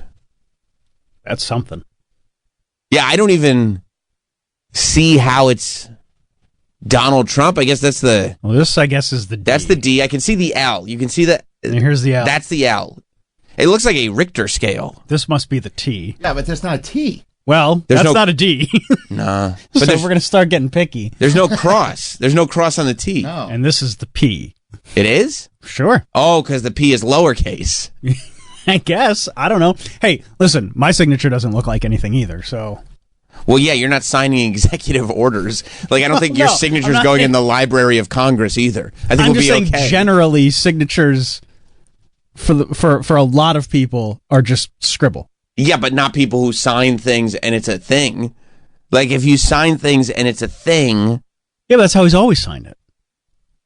But now he's the president and he's signing executive orders. So you think you should just switch it up? Well, I think he should not be signing with a big fat marker. Oh, well, that's a choice. Wants to make a statement. Give this to RFK Jr. Find out what happened to your dad, my man. He's going to be like, great, thanks. Yeah. Cool. But look, like this is the marker. Oh, yeah. We're getting to the bottom of it. The president said you have to eat a Big Mac before I give you this. Yeah. Here's the marker and a Coca-Cola. Coca-Cola first. Okay. Can I just have a sip? Oh, no. The orders were the entire thing. I want to hear a Coca-Cola belch coming out of you. He's getting very jealous of your physique. He's trying to fatten you up. But like, look at his signature. Like, there's too many letters in Trump. That's not. It's just. Well, that's yeah, right. that's a lot of letters. No, that's right. It is. It's just waves. It's just wave down for the P. And what's next? Yeah, unless he throws a J in there, isn't that his initial? His middle initial. Oh, maybe the centerpiece is the J. Maybe the J comes over and the T crosses the T. Right. What does the J stand for? John. They said John. Maybe he's signing John as well. Do you think there's a John in there? It's a lot of Scribbling. But it doesn't feel like enough scribbles for John. No. It feels like too many for Donald Trump and not enough for John. Yeah, it's a weird one. But he takes great pride in it, I think. I don't know why he would. It just looks like nothing. But he wants everybody, you know what it is when you see it. And it's such a elaborate thing. Like when he's signing, it is so... See, Joe Biden looks like a signature. That's what it's supposed to look That's like. what it's supposed to look like. Like it looks nice. Everything's It's actually kinda a pretty dope signature. Yeah, it's like sleek. Right. Right, but sometimes, there are like, in like memorabilia world, they say the bigger your signature is, the bigger your ego is. Right? Like when you're signing a piece and it's meant to be signed by a ton of people, and then one guy just goes, yeah, I got this, and signs half the picture. Obama's is good too. Obama's a good signature. That kind of looks like the Zodiac. I have my theories. Okay. But that's for a different show. We're not talking about that right now, but let me see if George Bush knew how to sign his name. I think he just wrote in like letters, like, and sometimes he'd miss the E in George, but anybody could miss that. That's okay. I don't think he knows what letters are. No. It's fine. Like you get it. And I'll tell you what he did do. That is a capital script G. And that's a B. Yeah, okay. The B he nailed. the B he hit out of the park. He did a good job with that B. But the capital, that is a capital letter. The capital script G is a complicated, because it doesn't look like a G. It's a hard thing to do. Right. And I think he nailed that one. So I'll give him credit for that. I can tell there's more in common with the name George Bush than there is. Yeah, see, that's a crazy thing. The capital cursive G. It's stupid. It is stupid. It's real dumb. It's real dumb. But I could tell that that's George Bush more than... I think there are more similarities to the words George and Bush in that signature than there are to Donald Trump in Trump's signature. Like, I don't know what that is. It just looks like a waveform. It's a Richter scale. Yeah. Because he's shaking things up. Yeah, oh yeah. So he's like, I wish you guys wouldn't talk about the signature so much. The big deal is... I'm going to declassify all these documents. And there are people who have said, that a lot of the documents actually have already been declassified. Right. And there wasn't much there. And then apparently, I don't know, it might have been the RFK one. In one of them, police had a whole bunch of evidence that they ended up not using in the trial. So they just destroyed it all. I was reading an article that they just destroyed it all. And they got yelled at. Like, why would you destroy all that evidence? They're like, I don't know, bro. Whatever. But so some of it is still destroyed. But for what it's worth, whatever is still classified in those assassination cases is an executive order has been placed to be declassified. I don't know when we get it. I think there's like a certain amount of days that they have to figure out how they're going to release it. Right. What's the process? Yeah, they have 45 days for RFK and JFK, and then I think more time for MLK. I think MLK's family wants to see it before they release it, too.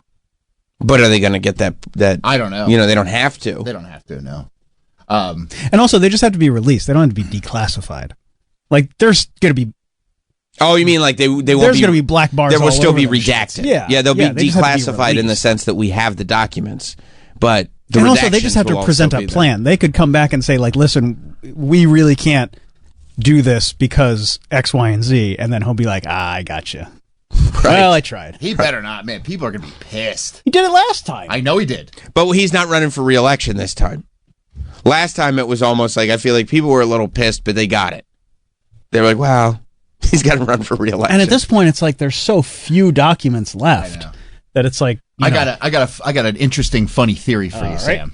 I feel like you're framing this in a way because we're going to tease you for it, but it started as this is definitely my theory. No, I mean, this could be a theory. It's just a joke. Yeah, but I'm just so you know, guys, I'm just kidding. He remembers that he got mocked for the erection thing. So now his theories are presented with, I'm just kidding, by the way. But I want you to know that as you present these theories, the part where you say, I'm just kidding, I don't take that part seriously at all. Well, wait till you hear my theory. Okay. Then. Okay. All right. That part's redacted. I'm just kidding. Yeah. Just a big black line over, I'm just kidding. All right. All right. So in his first term, yes, Trump said right that he didn't release the JFK documents because he saw what was in them, and if you saw, this is what he said: if you saw what was in them, you wouldn't have released them either. Can we find that quote? Sure. I'm not doubting you. I just wanted It sounds like you're because I do remember him saying something to that effect. So I believe it was Mike Pompeo was very like, hey, shout out by the way. Do not release those documents. Like, do not put them out there. So what would happen? Okay. If in the document, the JFK documents, right? It turns out that that just kidding, by the way. Right? I'm joking. This is a joke. Right. It'd be funny if it turns out that Ted Cruz's dad actually killed JFK. Right. And Ted Cruz now has to be the sacrificial lamb for MAGA. Right. And now everybody turns on Ted Cruz. Because of his dad. Because his dad killed JFK. And maybe when Trump only had the one term, he still kind of needed Ted Cruz. He needed Ted Cruz. But now he's like, fuck that guy. He can throw him right under the bus. And Ted Cruz is somewhere making very private phone calls going, can you not release this stuff? Like, you know what's in there. And Trump's like, got to do it. Sorry, man.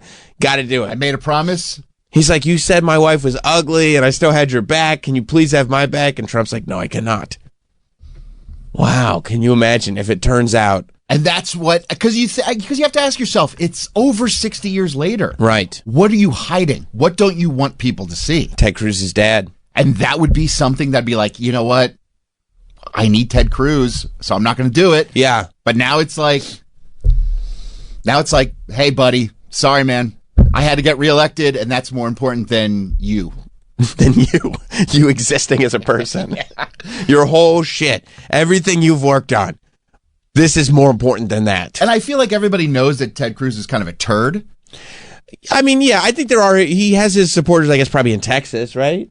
I don't even know. I don't know. In Texas like him. I don't know. I feel like, yeah, if you said, and this isn't even politically, just as a person, if you were like, I don't think Ted, by the way, 866-969-1969, if you disagree, you can call up, because when you say it that way, I do think that if somebody said to me, I don't think Ted Cruz is a turd, I'd go, what? Exactly. You don't? Nobody doesn't think that.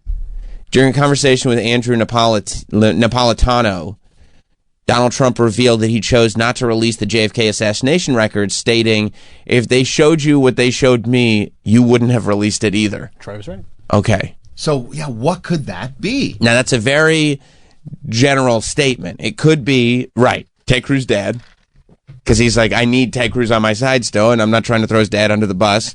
Yet. It could be like, oh, this is going to be so jarring for the American people. Or it could be, this is such a nothing burger. Why bother releasing it? Well, but let me make everybody think I know something really cool. Right. Like, I wouldn't have released it either because everybody hyped it up. And they're going to go, Trump, this is nothing. Who cares? And a lot of people are saying that there's nothing in it. But then it's like, well, why are you hiding it for 60 years? Will you be upset after 60 years? And you've been very, litigious about this case, I find.